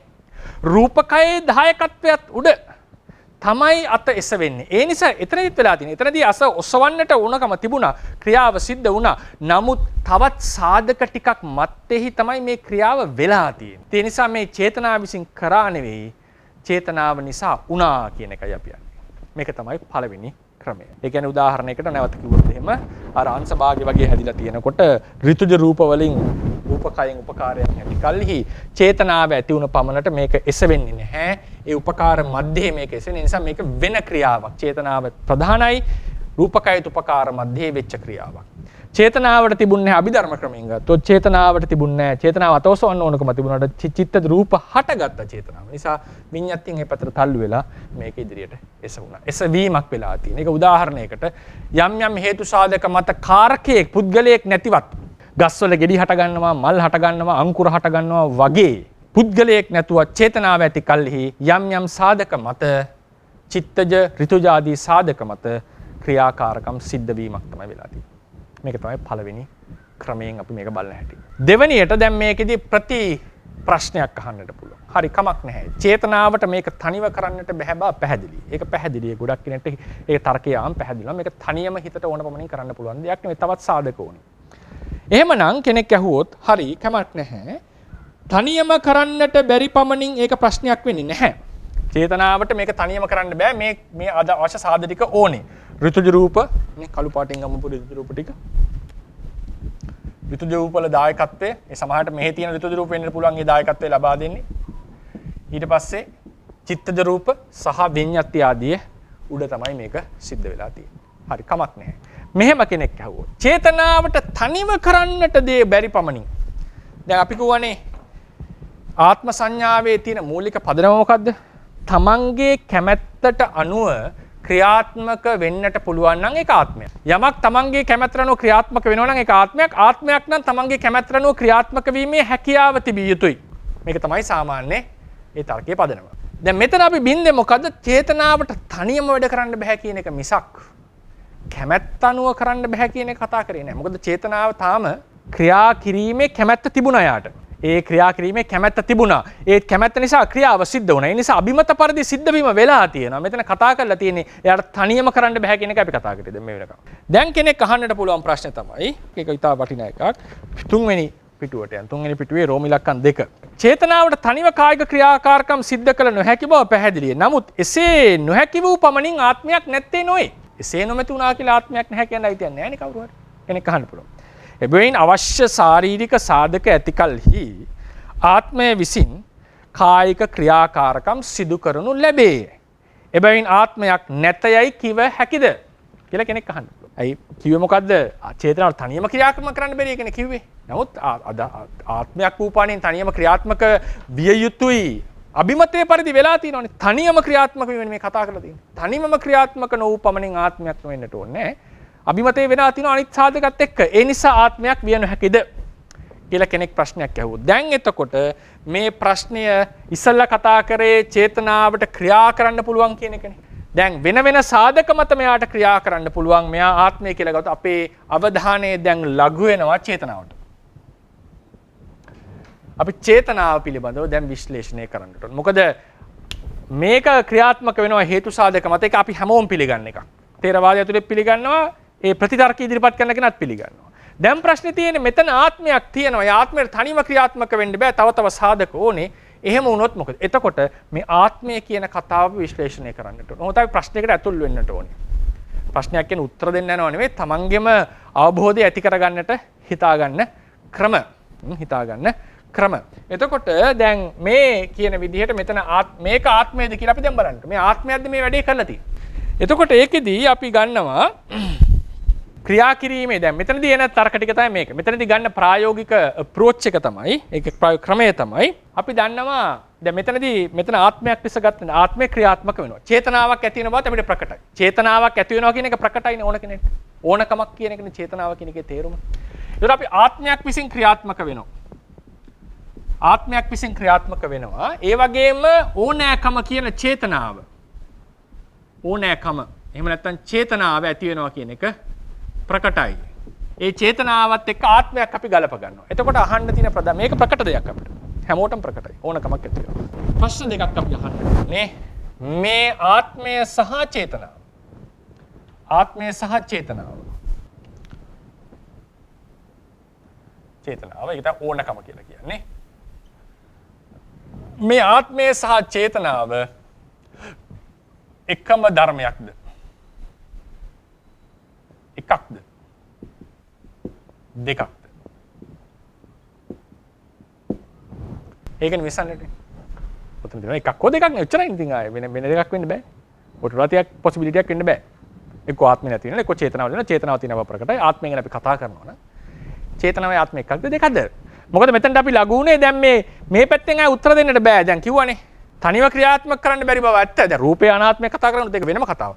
දැන් ඊට පස්සේ ප්‍රශ්නය ආවේ තනිව ක්‍රියාත්මක වෙන්න බෑ. මෙයා හේතු සාධක මත ක්‍රියාත්මක වෙන්නේ කියලා මෙතනට ආත්මය තාම ආත්මයක් වෙන්න පුළුවන්. තනිව ක්‍රියාත්මක කරන්නට බැරි වූ පමණින් ආත්මයක් නෙවෙයි කියන්න බෑ කියලා තර්කයක් ගන්නොත් කවුරු හරි. දැන් එතකොට මේක අපි ආත්මය විමසන්නට ඕන. මේක ආත්මයක්ද? මොකද්ද මේ කියන කතාව? ඒක ප්‍රායෝගික මේක ඇත්තටම ගැඹුරින් කතා කරනවා නම් ඉස්සල්ලාම විමසන්න පළවෙනි දේ තමයි මොකද්ද ආත්ම සංකල්පය කියන එක විමසලා ඉන්නට ඕනේ. එහෙම නැත්නම් මේක ටිකක් සමහරෙන් ගැඹුරින් හිතන අයට ටිකක් අවුල් වෙන්න පුළුවන්. කමක් අවුල් එකට කන්ෆියුෂන් වෙනවා. නමුත් ඒකට මම යන්නේ නැහැ. මොකද මේ තැන නෙවෙයි. මොකද්ද ආත්ම සංඥාව කියන එක අපි විමසලා ඉන්න ඕනේ ඉස්සල්ලාම. එතකොට තමයි මේකේ ලස්සනට මේ උත්තර ටික ගන්නවා. මේක අපි ඉදිරියේදී කතා කරන විපස්සනා පාඩමේදී නැවත. ඒතර ආත්මය එකක්ද දෙකක්ද කියලා අපි කවුවොත් එහෙම මේ දෙකයි විමසන්නේ. ඊට පස්සේ අපි එන තව ප්‍රශ්නයක් තමයි ප්‍රායෝගික කතාවක්. චේතනාව විනාශ වෙනවා නැති වෙනවා. මේකත් ප්‍රත්‍යක්ෂයි. චේතනාවේ ඇති බවත් ප්‍රත්‍යක්ෂයි. චේතනාව නැති වෙනවා කියන එකත් ප්‍රත්‍යක්ෂයි. අත එසවීමේ චේතනාව අත පහත් කරනකොට නෑනේ. වෙනම චේතනාවක්. ඒක හැමෝම දන්න එකක්. අපි කියනවා මට තිබුණේ ගමනක් යන චේතනාවක්, ඉඳ ගන්න චේතනාවක්. දැන් අධිකරණයකට ගියාම නේද? අහනවනේ අපරාධයක් වුණා මොන චේතනාවද තිබුණේ? දොස්තර කෙනෙක් ලෙඩෙක්ව බේරගන්න ගිහලා මැරුණාම දඬුවම් දෙන්නේ නෑනේ. මොකද ඒ චේතනාව වෙනවා. හැබැයි මරන්න නම් ඒක කරේ මැරුණ නැතත් දඬුවමක් හම්බ වෙනවා. චේතනාව කියන එක. එතකොට අපි කියනවා මේ වෙලාවේ තිබෙ මරණ චේතනාවක්, මේ වෙලාවේ තිබෙ බේර ගැනීමේ චේතනාවක්, මේ වෙලාවේ උදව් කිරීමේ චේතනාවක්. ඒක අපි ප්‍රායෝගිකව ඒක ධර්ම බෙහෙදකින් තොර හැමෝම කතා කරන චේතනාව නැති වෙනවා. එකම චේතනාවෙන් හැමදාම ඉන්නව නෙවෙයි ඒක නැති වෙනවා. ඒකත් ප්‍රායෝගිකව ඇත්තක්. චේතනාවයි ආත්මය එකක් වුණොත් එන ප්‍රශ්නේ මොකක්ද? චේතනාව නැති වෙනකොට ආත්මය නැති විය යුතුයි. ඊළඟට එන ප්‍රායෝගික ප්‍රශ්නේ අපි කවුරුත් විශ්වාස කරන්නේ නැහැ. අත ඔසවනකොට අත පහක් දානකොට මම නැති වෙලා අත ඔසවනකොට වෙන මමෙක් හිටියා. බාත් รู මේට යනකොට එක්කෙනෙක් එළියට එනකොට තව මමෙක් එහෙම කියන්නේ නැහැ. එකම මම තමයි මේ ජීවත් වෙලා තියෙන්නේ. මමලා දෙන්නෙක් නැහැ මේකේ. දැන් උදාහරණයකට අයන්න කතා කරලා දයන්න කතා කරනකොට වෙනම චේතනා තිබුණේ. එතකොට මම වෙනස් වෙනවා. මම අලුතෙන් අලුත් මමෙක් හිටියා නෙවෙයි. මම ඒ තැන මැරුණා නෙවෙයිනේ. මොකද කෙනෙක් කියන්න පුළුවන් මම අලුත් වෙනවා කියලා ටික සංකල්පයක් ලෙස. නමුත් අපි අවංකව හිතලා බලන්නේ මොකද තියෙන මෙතන ප්‍රශ්නේ කියලා. අපි කවදාවත් හිතනවද? ඊයේ හිටපු මම නෙවෙයි දැන් ඉන්නේ කියලා. එහෙම හිතෙන්නේ නැහැ. එහෙනම් අපි කතාවට කියයි දර්ශනයක් ලෙස කියන්න බලයි. ඒ දර්ශනයේ කතාව බුදුදහමට එකඟ නැහැ. ඊයේ හිටපු මම නෙවෙයි අද ඉන්නේ මම කියනකොට ඒක නාම රූප වශයෙන් කතා කරන්න ඕන දෙයක්. නමුත් කෙසේ වෙතත් ප්‍රායෝගිකව මමලා දෙන්නෙක් මේ ජීවිතේ එක නෑ මේ ලෝකෙම නෑ මමලා කියලා දෙන්නේ. එක මමයි ඉන්නේ. ඒ නිසා චේතනාව ආත්මය වුණොත් චේතනාවේ විනාශය ප්‍රායෝගිකව දකින්න පුළුවන් නම් ආත්මයත් ප්‍රායෝගිකව නැති යුතුයි. හැබැයි ආත්මය මොහොතින් මොහොත ක්‍රියාවෙන් ක්‍රියාව නැති වෙනවා කියන එක ප්‍රායෝගික ඇත්තක් නෙවෙයි කවුරුත් පිළිගන්න සූදානම් නැති දෙයක්. ඒ නිසා ඒක ඊතරම් සාර්ථක ක්‍රමයක් නෙවෙයි. එහෙනම් එනවා චේතනාවයි ආත්මයයි දෙකක්ද? චේතනාවයි ආත්මයයි දෙකක් වුණොත් මෙතනදී අපි ගන්නවා ක්‍රම දෙකකට. පාලි මල් ලියන්න. ලක්ෂණ කත අඤ්ඤත්තේ දේශාන්තර අඤ්ඤත්තේ දේශාන්තර කත අඤ්ඤත්තේ දේශාන්තර කත අඤ්ඤත්තේ කියලා කියන්නේ ආත්මයයි දෘෂ්ටි චේතනාවයි සම්පූර්ණ තැන් දෙකක තියෙන්නේ. සම්පූර්ණ අවකාශ වශයෙන් තැන් දෙකක. ඒක එකලඟ ගැටුණා වෙලා තියෙන්න පුළුවන්. හැබැයි වෙන් කළ හැකි දෙයක්. දැන් ආත්මයයි චේතනාවයි දෙකක් වුණාම ඒ දෙක ක්‍රම දෙකකට බලන්න පුළුවන්. වෙන් කළ හැකි ලොකේෂන් වයිස් අවකාශ වශයෙන් තැන් දෙකක. ලක්ෂණගත අඤ්ඤත්තේ කියලා කියන්නේ එකම තැන තියෙන්නේ වෙන් කළ නොහැකි පරිදි බැඳිලා තියෙන්නේ. උදාහරණයකට රූප කලාපේ රූප වගේ. හැබැයි ලක්ෂණ වශයෙන් වෙනස්. රූප කලාපේ රූප සපටවියයි ආපෝ වෙන් කරන්න පුළුවන්. බෑ. එකම අවකාශය අවිනිභෝගයි වෙන් කර නොහැකි පරිදි එකට බැඳිලා ඉන්නේ. හැබැයි පටවියේ ලක්ෂණය ආපෝ ලක්ෂණ එකමද? නෑ දෙකක්. ඒ වගේ චේතනාවයි ආත්මයයි දෙකක් වෙනකොට එකට තිබිලා වෙන් කළ නොහැකි පරිදි තිබිලත් වෙනස් ලක්ෂණ ඇති ධර්ම දෙකක් කියලා කෙනෙක්ට කියන්නට පුළුවන්. අනිත් එක තමයි ඒ දෙන්නා වෙනස් ධර්ම දෙකක් වෙන් තැන දෙක තියෙන. එක දුරින් නැත්තම් එකට බැඳිලා නමුත් වෙන් කරන්නට පුළුවන්. රූප කලාප දෙක ළඟ තිබුණා කියලා හිතන්න. අර රූප කලාප බෙදෙනකොට මේක බෙදෙනවා කියලා එකක් නැහැ. හැබැයි එක රූප කලාපයක ඇතුළේ තියෙන ධර්ම වෙන කරන්න පුළුවන්ද? බෑ. හැබැයි ලක්ෂණ වශයෙන් වෙනස්. ලක්ෂණගත අඤ්ඤත්තේ කියන එකේ තේරුම එක මම දීලා ඇත්තේ ඒක දේශ ලක්ෂණගත අඤ්ඤත්තේ කියලා උතන වාක්‍ය දාලා ඇත්තේ. ඒකට හේතුව ඒක අදහස ප්‍රකාශ කරන්නට. මොකද්ද? එකම තැන පිහිටලා වෙන් කළ නොහැකි පරිදි එකට බැඳිලා තිබිලත් හැබැයි වෙනස් ලක්ෂණ. දේශාන්තරගත අඤ්ඤත්තේ කියලා කියන්නේ ඒ කට්ටිය වෙනම අවකාශවලින් එක ළඟට තිබුණා වෙන්න පුළුවන් එක ළඟ ගැටිලා තිබුණා වෙන්න පුළුවන් ඒක ප්‍රශ්නයක් නෑ. දැන් මේ දෙක එක ළඟ තිබුණා කියලා මේක දේශාන්තර අඤ්ඤත්තයක් තියෙන්නේ. මොකද වෙනම අවකාශ දෙකක් මේ දෙන්න ගන්නවා වෙනම තැන් දෙක තියෙන්නේ වෙන් කරන්නට පුළුවන් ඉදින. ඒ කියන්නේ එකක් බින්දනකොට අනිත් එකට නොබිඳී ඉන්නට පුළුවන්. දැන් මේ ලක්ෂණගත අඤ්ඤත්තය ඒ කියන්නේ මොකද්ද? එකම තැන පිහිටලා හැබැයි ලක්ෂණ වෙනස් වෙන් කර නොහැකි පරිදි තියෙනකොට චේතනාව දැන් වුණා චේතනාවයි ආත්මය ගැන මේ කිව්වේ චේතනාවයි ආත්මයයි. චේතනාවේ නැතිවීම ප්‍රායෝගිකයි. චේතනාව නැති වෙනකොට ආත්මයන් නැති විය යුතුයි. මොකද හේතුව ඒක නිර්වචන එහෙමනේ. වෙන් කළ නොහැකි පරිදි බැඳිලා. හැබැයි ලක්ෂණ වශයෙන් වෙනස්. එහෙමනම් චේතනාව නැති වෙනකොට ආත්මයන් නැති විය යුතුයි. මොකද චේතනාවට ආත්මෙන් තොරව පවතින්නට බෑ. වෙන් කළ නොහැකි පරිදි බැඳීමක් අපි කතා කරන්නේ. ඒ නිසා එහෙම තර්කයක් ආවත් චේතනාව නැති වෙන එක ප්‍රායෝගික නිසා ආත්මයයි චේතනාවයි එකිනෙකට වෙන් කළ නොහැකි පරිදි බැඳිලා තියෙනවා නම් ලක්ෂණ වෙනස් වුණත් ආත්මයක් නැති විය යුතු චේතනාව සමග. ඒකත් ප්‍රායෝගික නැහැ. ක්‍රියාවෙන් ක්‍රියාව ආත්මය නැති වෙනවා කියන්නේ. දේශාන්තරගත අඤ්ඤත්තේ ආව ගමන් දේශාන්තරගත අඤ්ඤත්තේදී චේතනාවයි ආත්මයයි වෙනම තියෙන්නේ. එක ළඟ හෝ දුරින් තිබ්බම අදාළ නැහැ වෙනම තියෙන්නේ. එතනදී චේතනාව නැති වුණාට ආත්මය නැති වෙන්නට අවශ්‍යද? නැහැ. ආත්මයට පවතින්නට පුළුවන්. හැබැයි වෙන ප්‍රශ්නයක් වෙනවා. එසේ ඇති කල්හි ආත්මය අචේතනිකයි. ආත්මයට ඕනකමක් නැහැ. ආත්මයට චේතනාව නැහැ. චේතනාවේ ඕනකම යනු ඒ ඇති වෙන ඕනකමයි ආත්මයයි දෙකක් නම් සැබවින්ම ආත්මෙහි ඕනකම නැති වෙනවා. ඒක අචේතනික වෙනවා. අචේතනික වුණාම ගහක් ගලක් වගේ දෙයක් වෙනවා චේතන ආත්මය කියන එක. ඒතර හරි යම්සේ ඇඳගෙන ඉන්න වස්ත්‍රය මගේ ඇඟට සම්බන්ධ වුණත් ආත්මයේ චේතනාවයි සම්බන්ධ වුණත් ඒක වෙනම තියෙන ධර්ම දෙකක් නම්. චේතනාව නැති වෙනකොට ආත්මය නැති වෙන්න ඕනේ නැහැ. මගේ ඇඳුම මගේ සිවුර මගේ ඇඟේ තිබුණාට මම මැරුණාට සිවුර නැති වෙන්නේ නැහැ. සිවුර නැති වුණාට මම මැරෙන්නේ නැහැ. අවශ්‍ය නැහැ. වෙනම පවතින්නට පුළුවන්. හැබැයි ප්‍රශ්නේ තියෙන්නේ මගේ ලක්ෂණ සිවුරේ නැහැ. චේතනාවේ ලක්ෂණ ආත්මේ නැති වෙනවා. ඒ කියන්නේ ආත්මයට චේතනාවක් නැහැ, ඕනකමක් නැහැ, අචේතනික. අචේතනික දෙයකට ආත්මයයි සැලකීම ඊට වඩා ප්‍රශ්න. මොකද ආත්මය යනු මේ ඕනකම්, එපාකම් ඇති වෙන ක්‍රියා කරන දෙයක් නිසා. ඒ විදිහට මෙතන චේතනාව ආත්මය කියන එක තේරවාදීන්ගෙන් ලැබෙන පිළිතුර මේකයි. මේක වෙන්නට බැහැ කියන එක. ඊළඟට තව ටිකක් අපි මේක ගැඹුරට විමසනවා. අවස්ථාවල පහළ වෙන චේතනාව ක්‍රියාත්මක ඒ ස්වභාවයේ තීරණය වෙච්ච සාධක ගොඩක් තිබිලා තියෙනවා. Tamanට ලැබිච්ච අධ්‍යාපනය, Tamanගේ හිතේ මට්ටම, දර්ශනය විශේෂයෙන් Taman විශ්වාස කරන දේ, ඒවා මත මේක තීරණය වෙලා තියෙනවා. ඒ නිසා චේතනාවේ ස්වභාවයත් තීරණය වෙච්ච ක්‍රම ගොඩක් තියෙනවා. හේතු සාධක ගොඩක් තියෙනවා. ඒ ටික අනුව තමයි චේතනාව දැන් දුවනවද, අඬනවද, මුහුණ දෙනවද, වඳිනවද කියනවා තීරණය වෙන්නේ තවත් හේතු සාධක ගොඩක් මත. ඒ නිසා තමයි මිනිස්සු එක එක ක්‍රම වලට හැසිරෙන්නේ ලෝකෙ. නානා විදිහේ චේතනා පහළ වෙන්නේ. ඒකිනුත් ගම්ම්‍ය වෙනවා චේතනාව තනිව හටගෙන පවතින ධර්මයක් නෙවෙයි. ඒ තනිව හටිය පවතින එකක් නෙවෙයි කියන එක පැහැදිලි වෙනවා. හරිනේ. ඊට පස්සේ ස්වාභිමාතාර්ථයේ පරිදි ක්‍රියාත්මක කරන්නට බැරි වෙනවා යාට. මොකද රූපකයේ අවශ්‍යතාවයන් ටික යාට තියෙන නිසා. සහාය ආත්මයක් වුණොත් මෙන්න මේ ගැටලු වලින් වීම ප්‍රශ්නයක් කියන එක අපි ක්‍රම කිහිපයකට බැලුවා. දැන් මේක කතා කරාම අවසානයේදී අපි කියවනේ නානා සාධක මත ඒ චේතනාවේ ස්වභාවය තීරණය කරන. මෙතනදී කෙනෙක්ට හොඳ ලස්සන ප්‍රශ්නයක් අහන්නට පුළුවන්. දැන් උදාහරණයකට දැන් බෞද්ධ කෙනාට ක්‍රම පහක් තිබුණානේ. අරයට හතරයි. හරි කමක් නැහැ.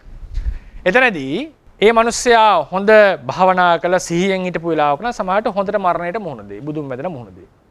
බෞද්ධයෙක් වුණත් ටිකක් ඇවිස්සලා කෙලස් තිබ්බ වෙලාවක නම් හොඳ ශක්තිමත් හිතක් නැත්නම් කෑ ගහලා අඬයි. අය බෞද්ධ බේදයක් නැහැ නේ මරණයනකොට බයයිනේ හැමෝටම නේද? එයා දුවයි සමහරට ගහයි අර මිනිස්සයාට. එතන මේ අවස්ථා පහේම සම්භාවිතාව තිබුණා යාට. ඒ වගේම එයාගේ හිතේ මට්ටම අනුව මේ වෙලාවේ මොකක් වැඩිපුර කරයිද කියන සම්භාවිතාවක් තිබුණා. මේ වෙලාවේ මේකට බරයි මෙයා බොහෝ දුරට ගහයි આવොත්. සමහරට පැනලා දුවයි වෙන්න පුළුවන්. ඒත් කෙනෙක් අහන්න පුළුවන් ලස්සන තර්කයක් තමයි. ඒක 440 දී මම යොදලා තියෙනවා 440.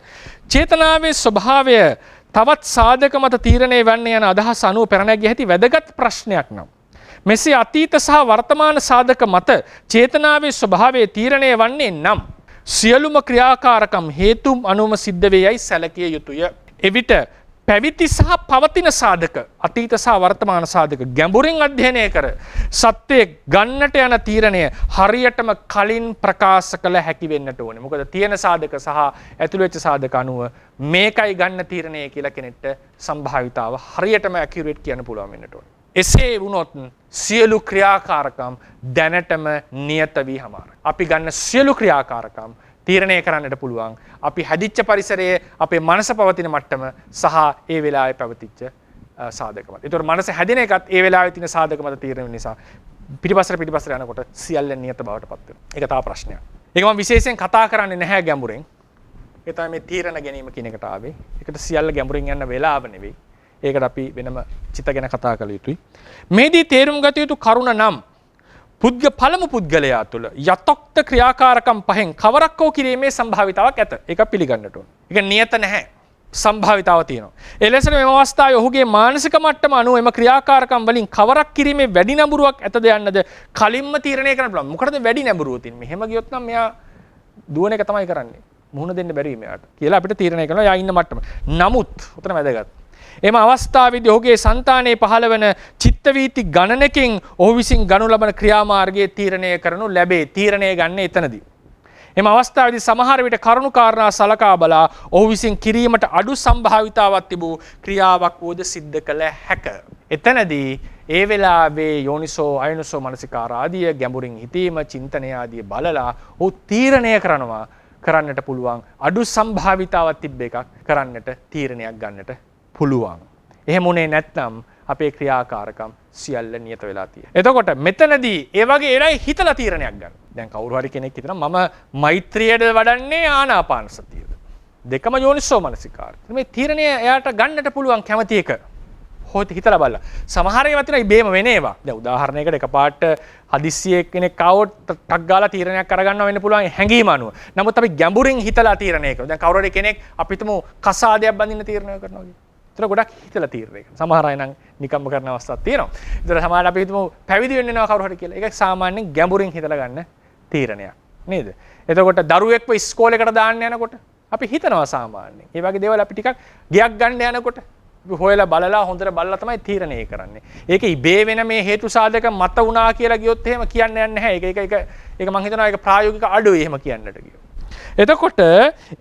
එතකොට දැන් තීරණය ගැනීම කියන එකක් තියෙනවා. කෙනෙක්ට තීරණය කරලා මම බුදු වෙන්නද යන්නේ, පස්සේ බුදු වෙන්නද, රහත් වෙන්නද යන්නේ. ඒ තීරණය හොත තියෙන දෙයක්.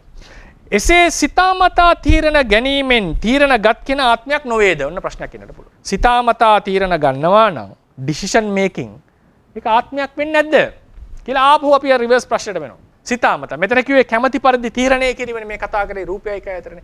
දැන් මේ ඒ ක්‍රියාව සිද්ධ කරන්නට ගත්ත choice එක ඒ තීරණය සම්බන්ධයෙන් කතා කරන්නේ. ඒක ගොඩාක් සාධක මත තීරණය වෙලා තියෙනවා. ඒ සාධක මත. ඒකේ limitations තියෙනවා.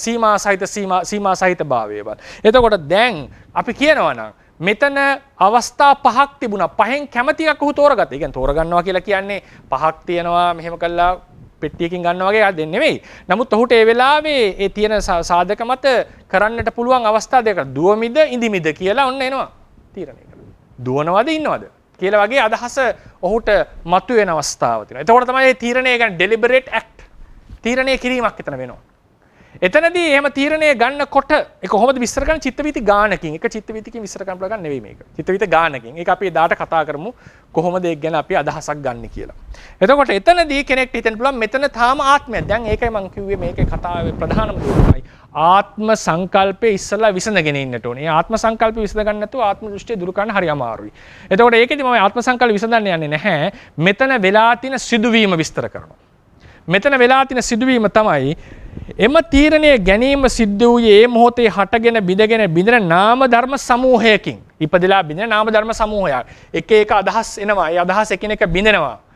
දෙපැත්තට හිත දෝලණය වෙන්න පටන් ගන්නවා. ඒ නිසා ඒක බිඳෙන නාම ධර්ම සමූහයකින් තීරණය අරගෙන තියෙනවා. ඒ වගේ මේ තීරණයට වෙනත් සාධකවල ලොකු බලපෑමක් තිබිලා තියෙනවා. ඉබේ නිකන් ඕනවට පාට එකපාර ගත තීරණයක් නෙවෙයි. ගොඩක් සාධක මත ඒක කන්ඩිෂන් වෙලා තියෙනවා. කන්ඩිෂන් වෙලා තියෙනවා නැතුව නෙවෙයි.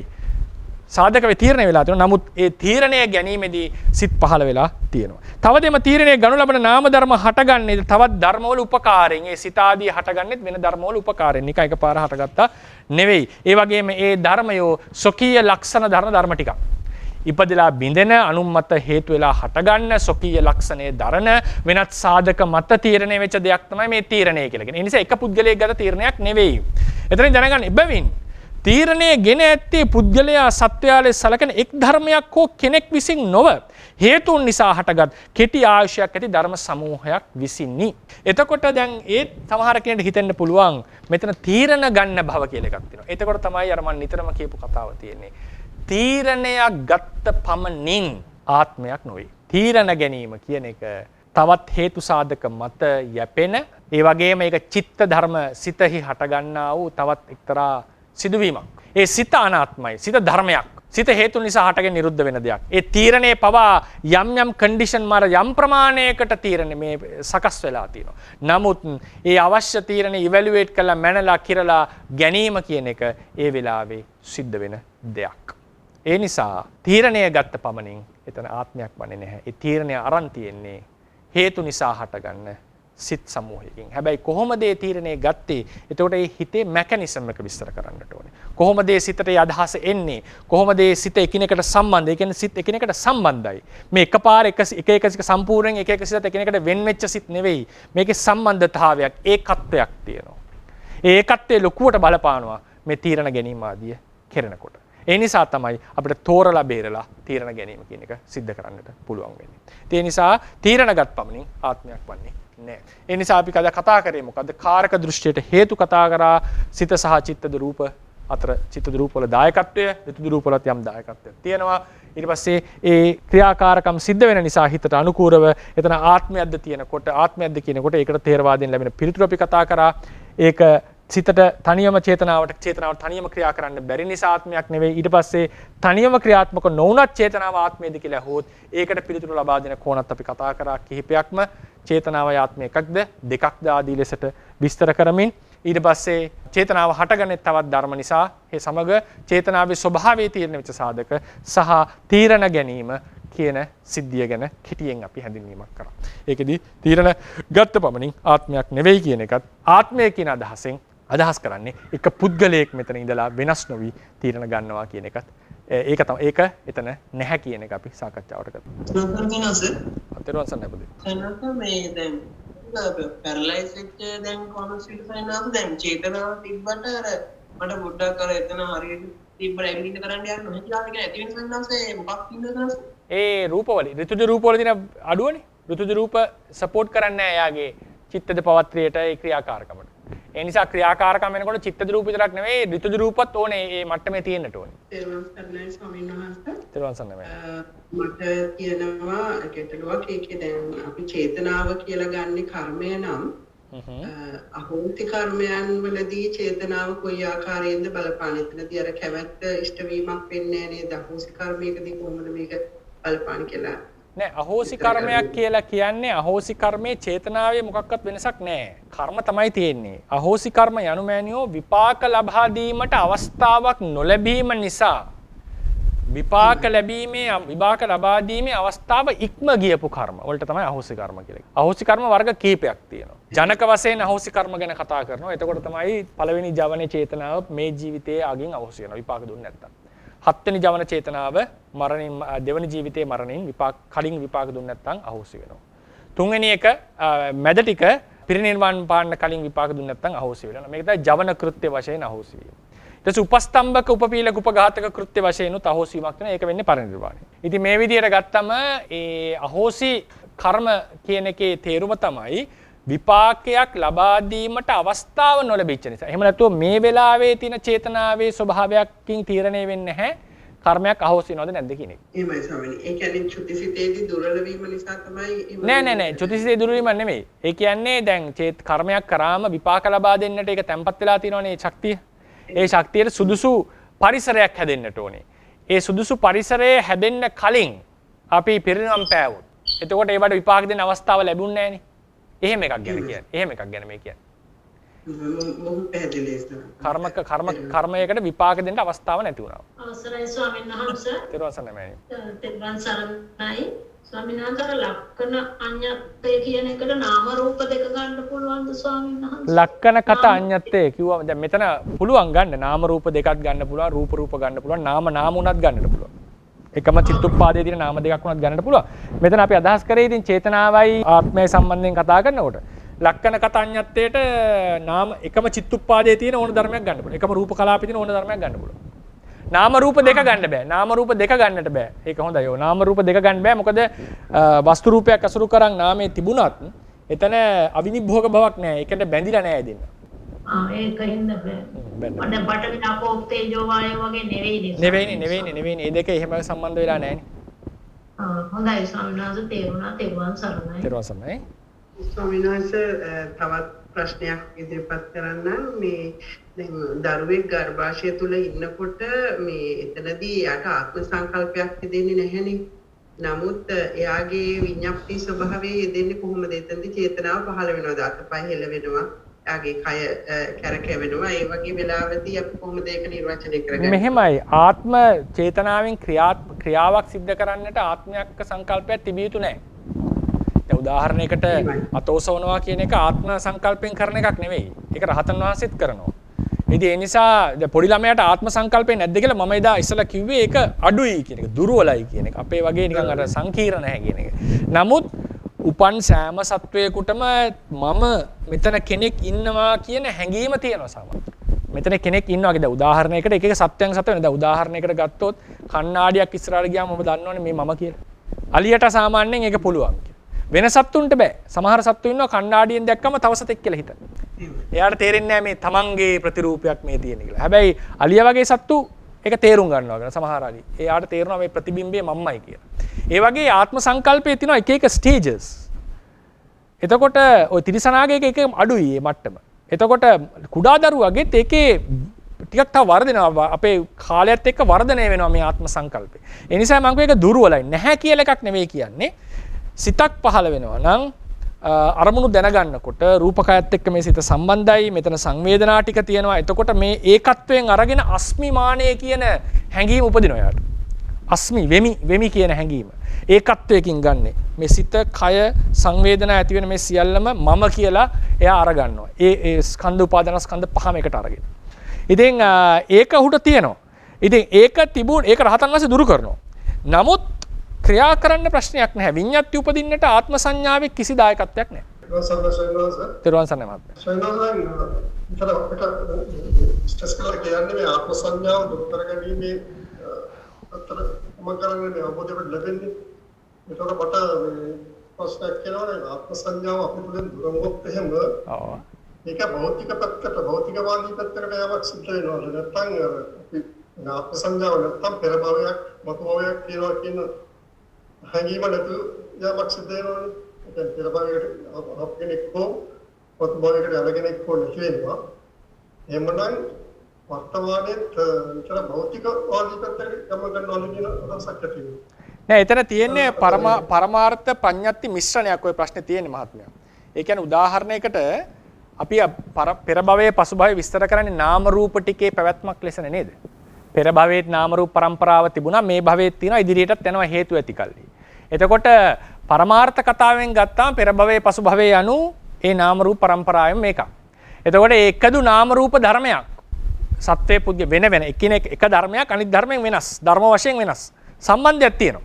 එතකොට පෙර භවයේ හිටියෙත් මම මේ භවයේ ඉන්නේ මම අනාගත භවයේ ඉන්නේ මම කියලා කියන්නේ සම්මුති වශයෙන්. ඒ කියන්නේ මේ නාම රූප પરම්පරාවම සම්මුති වශයෙන් අරගෙන. ඒ කියන්නේ උදාහරණයකට අපි ගත්තොත් ඒක අපි පරමාර්ථ පඤ්ඤප්ති කියන දෙක ප්‍රශ්නේදී සමහරවිට අපිට මිශ්‍ර වෙනවා. ඒ බව ගලවපු ගමන් අපිට මේ ප්‍රශ්නේ निराකරණය කරගන්න පුළුවන්. ඒ කියන්නේ උදාහරණයකට මේ තමයි නාම රූප පැවැත්ම. නාම රූප මේක මරණය ඊට පස්සේ ඊළඟ භවයේත් නාම රූප යනවා මේ කලින් භවයේත් මේ විදිහටම නාම රූප වැටෙනවා. එතන මේ එක නාම රූපයක් නාම රූපයක් කියන්නේ නාමයක් රූපයක් වෙන වෙනම ගන්න පුළුවන් දෙකම. හරිනේ. මේවා එකිනෙකට වෙනස්. එකිනෙකට වෙනස්. මේක නානත්තනය කියලා. මේ එකට හටගන්නේ නාම රූප ධර්ම සමූහයේත් නාම රූපය එකිනෙකට වෙනස්. ඒ කියන්නේ චිත්තය වෙනස්, ස්පර්ශයට වඩා. ස්පර්ශය වෙනත් වේදනාවට වඩා. මේක නානත්ව ධර්ම සමූහයක් තියලා තියෙනවා. එතකොට මේ ධර්ම සමූහයේ පැවැත්මක් සසර යනු මේක මරණයෙන් මෙතනදී අවසන්. මොකද හේතුව මේ නාම රූප පරම්පරාවක් එක නාම රූප සන්තතියක් තීරණය වෙන්නේ එක කර්මයකින්. ප්‍රධාන වශයෙන්. කර්ම B කියන එක මෙතන කර්ම A. මෙතන කර්ම C. එතකොට මේ විදිහට මේක කඩන්නට හේතුව කර්මයකින් ඩිෆයින් වෙලා තියෙනවා. ඒ නිසා මේ උප්පත්ති මරණ වශයෙන් කතා කරන්නේ අලුත් වෙනවා කියලා. බැරි වෙලා හරි මෙතන මැරෙනකොට කර්ම තිබුණොත් ශේෂ වෙලා කෙලෙස් වල බලපෑම ක්ලේශ මේ කර්ම වලින් ප්‍රතිසන්දියක් දෙනවා. මෙතන කිසිම සත්‍යයක් කරන දෙයක් නෙවෙයි. මෙතන කර්ම තිබුණා ක්ලේශ සපෝට් කරාම මේ ප්‍රතිසන්දිය දෙනවා. මේ විදිහට නිස්සත්ත්ව නිජීව ධර්ම ටිකක් තමයි මේ වැඩ කරන්නේ. මේක තමයි සසර කියලා කියන්නේ. එතකොට මේ අලුත් කර්මයකින් අලුතෙන් එකක් හටගත්තා නම් ඊට කලින් තිබ්බ එක පෙර භවය කියලා කිව්වා. එතකොට මේ කර්මයෙන් හටගත්ත මේක එතකොට B කර්මය. B කර්මයෙන් මේ විපාක දෙන්නේ. මේ තමයි B. මේක C. කර්මය තමයි ප්‍රතිසන්දිය තියෙන්නේ. එතකොට B කර්මයෙන් ඇති කරපු ජීවිතයේහි අවසාන සිත තමයි චුතිසිත කියලා කියන්නේ. C කර්මයෙන් ඇති කරපු පළවෙනි හිත අලුතෙන් ප්‍රතිසන්දිය. ඒතර මේ නිසා මේක භව දෙකක් වෙනවා. නැත්තම් මෙතන එකම නාම රූප සම්තතියක් තියෙන්නේ. භවයෙන් භවයේ කඩන්නට හේතුව කර්මයේ තියෙන දායකත්වය නිසා. බැරි වෙලා හරි ක්ලේශ කර්ම දුරු කරොත් මේ ප්‍රතිසන්දිය නැතුව මේක නැති වෙලා යනවා. මේ තමයි පරමාර්ථ දේශනාව. මේක තමයි බුදුරණස් අවබෝධ කරන්න කියපු දේශනාව.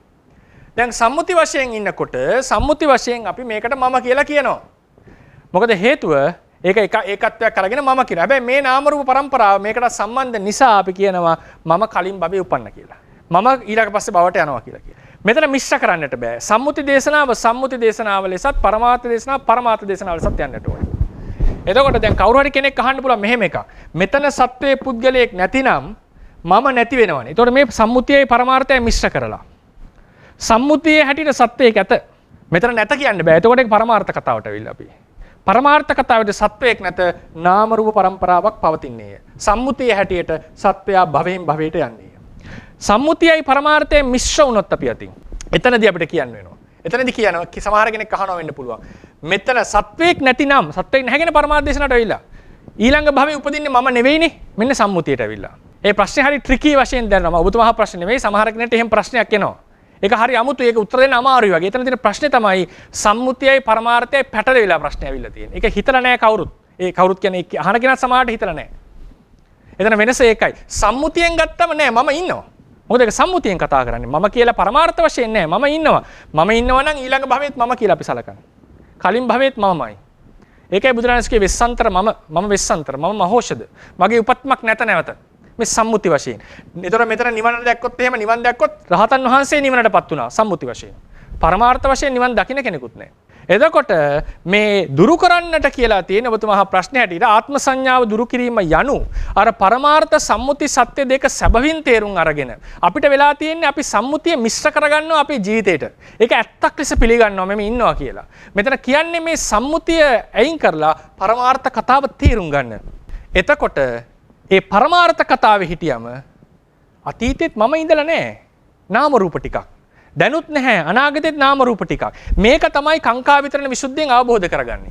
මම කියලා කෙනෙක් අතීතයේ හිටියද වර්තමානයේ ඉන්නවද අනාගතයේ ඉන්නවද භවයෙන් භවයට යනවද මේ සම්බන්ධය සම්පූර්ණයෙන් නැති වෙනවා. මොකද හේතුව පවතින නාම රූප ටිකක පැවැත්මක්. මිසක් මම කියන එක මිශ්‍ර කරගත යුතු නැහැ එතනට. එතකොට පෙර භවය පසු භවය ආත්ම සංඥාව දුරු වීමෙන් පෙර භවයේ පසු භවයේ කියලා එකක් නැහැ කියලා එන්නට එනවා නම් අදහස ඒ කියවෙන්නේ පෙර භවයේ පසු භවයේ සම්මුති සත්‍යයේ පිහිටගෙන මම හිටියා මගේ පෙර භවයේ මගේ පසු භවයේ ආත්ම සංඥාව දුරු වුණාම පරමාර්ථ සත්‍ය අවබෝධය. එතකොට මෙතන සම්මුති පරමාර්ථ මිශ්‍රණයක් තියෙනවා. ඒ නිසා අපි තේරුම් ගන්නට ඕනේ සම්මුති සත්‍යය හැටියට මෙතන සත්වයක් ඉන්නවා. හැබැයි ඒක අපි ඇත්තක් කරගෙන පිළි අරගෙන ඉන්නවා. ඒක වැරද්දක් මුලාවක් බුදුරජාණන් වහන්සේ දේශනා කරනවා. උන්වහන්සේ කියනවා මේක තමයි පරමාර්ථ සත්‍ය. මේක තේරුම් ගන්නකොට මම හිටියා ඉන්නවද යනවද කියන එක දුර වෙලා නාම රූප પરම්පරාවක් විතරක් පවතිනවා කියන හැඟීම එනවා. එතකොට මේ ආත්ම සංඥාව දුරු වුණාම පෙර භවයක් පසු භවයක් නැද්ද? තියෙනවා. නාම රූප ටික පවතිනවා. නාම රූප ටිකේ හේතු දුරු කරේ නැතිනම් නැවත නාම රූප හට ගන්නවා. මේ නාම රූපේ නම් වූ දුක දිගින් දිගට පවතිනවා. ඒ නිසා පෙර භවයේ පසු භවයේ කියන එක පරමාර්ථ දේශනාවෙන් විස්තර කිරීමයි සම්මුති දේශනාවෙන් විස්තර කිරීමයි දෙකක්. තෙරුවන් සරණයි. තෙරුවන් සරණයි. අවතරේ හාමුදුරනේ. තෙරුවන් සරණයි මත. තෙරුවන් සරණයි. හාමුදුරනේ අද පාදමට ඩිරෙක්ට්ලිව සම්බන්ධයක් නැහැ. අර අපි සංස්කාරයක් පිළිබඳව මම ප්‍රශ්නයක් අහුවා හාමුදුරනේ. ඔව්. එතකොට ඒක පැහැදිලි හාමුදුරනේ දැන් එතකොට අර සබ්බේ සංඛාර අනිච්චති යදා පඤ්ඤායිති පස්සති අවස්ථාවේදී අපි ඒක තෝරුම් ගන්නවා සියලු සංකත ධර්ම ලෞකික ලෝකෝත්තර දෙකම කියලා. දර්ශනා කරද්දී අපි ලෞකික කියලාත් ඒක තේරුම් ගත්තා. එතන ආන්දනේ පැහැදිලි නැතනේ ඉන්නේ දැන් ඒක ඊළඟ පදේ කියන්නේ සබ්බේ සංඛාරා දුක්ඛ. ඊළඟට කියන යදා පඤ්ඤායිති පස්සති සබ්බේ ධම්මා අනාත්තා යදා පඤ්ඤායිති අපිට එතෙන්දී සංඛාර අනිච්චයි දුක්ඛයි වන්න ධම්ම අනත්ත වෙන්න කලින් කොහොමද ආවද? එතන ධම්ම කියනකොට මේ සංස්කාර තියෙනවනේ ලෞකික මේ සංකත ධර්ම චිත්තයිසික රූප ලෞකික ලෝකෝත්තර සියල්ලට අමතරව නිර්වාණයයි ප්‍රඥප්තියයි දෙක අරගන්නවා. නිර්වාණයයි ප්‍රඥප්තිය. නිර්වාණ ප්‍රඥප්තිය එක ධර්ම ස්වභාවයට යනවා. ඒක සංකත වෙන්නේ නැහැ. ප්‍රඥප්තිය හිතෙන් අරමුණු කරන නිසා ධර්මයක්. ධර්ම කියන වචනෙන් සියල්ල ඇතුළත් කරනවා. අර්ථ ධර්ම කියන වචන දෙකට සියල්ල ඇතුළත් කරන්න පුළුවන්. එතකොට ධම්ම කියන එකෙන් ප්‍රඥප්තිය ඇතුළත් නිර්වාණයත් ඇතුළත් වෙනවා ධර්ම කියන එක. එතකොට නිර්වාණයයි ප්‍රඥප්තියයි කියන දෙක අනිත්‍ය නැහැ දුක්ඛ නැහැ. හැබැයි අනාත්මයි. එතනදී අපි කෙනෙක් ටක් ගාලා ප්‍රශ්නයක් අහන්න පුළුවන් සූත්‍රවල හැටියට යදනිච්ඡන් තන් දුක්ඛං යන් දුක්ඛං තදනත්තානං ස්වාමීන් වහන්සේ ඉතින් අනාත්මයි කියන අනිත්‍යයි දුකයි වෙන්න එපයි කියලා අහනවනේ නේද? කෙලින්ම ප්‍රශ්නේ අහන්න පුළුවන්. ඒතර අපි තේරුම් එකම ඉස්සලාම කිව්වේ අනාත්ම ලක්ෂණය ක්‍රම ගානකට විස්තර කරන්නට ඕනේ. අනිත්‍ය නිසා දුකයි දුක නිසා අනාත්මයි. අනිත්‍ය නිසා අනාත්මයි. ඔය ක්‍රම දෙකම පුළුවන්. දුක නිසා අනාත්මයි, අනිත්‍ය නිසා අනාත්මයි, අනිත්‍ය දුක නිසා අනාත්මයි. දැන් සමහර දේශනා තියෙන්නේ අනිත්‍ය නිසා අනාත්මයි. සමහර ඒවා දුක නිසා අනාත්මයි. සමහර අනිත්‍ය දුක දෙකම නිසා අනාත්මයි. මෙහෙම දේශනා ක්‍රම තියෙනවා. බුදුරජාණන් අනාත්මය ප්‍රකට කරපු තුන් ක්‍රමයක් තියෙනවා.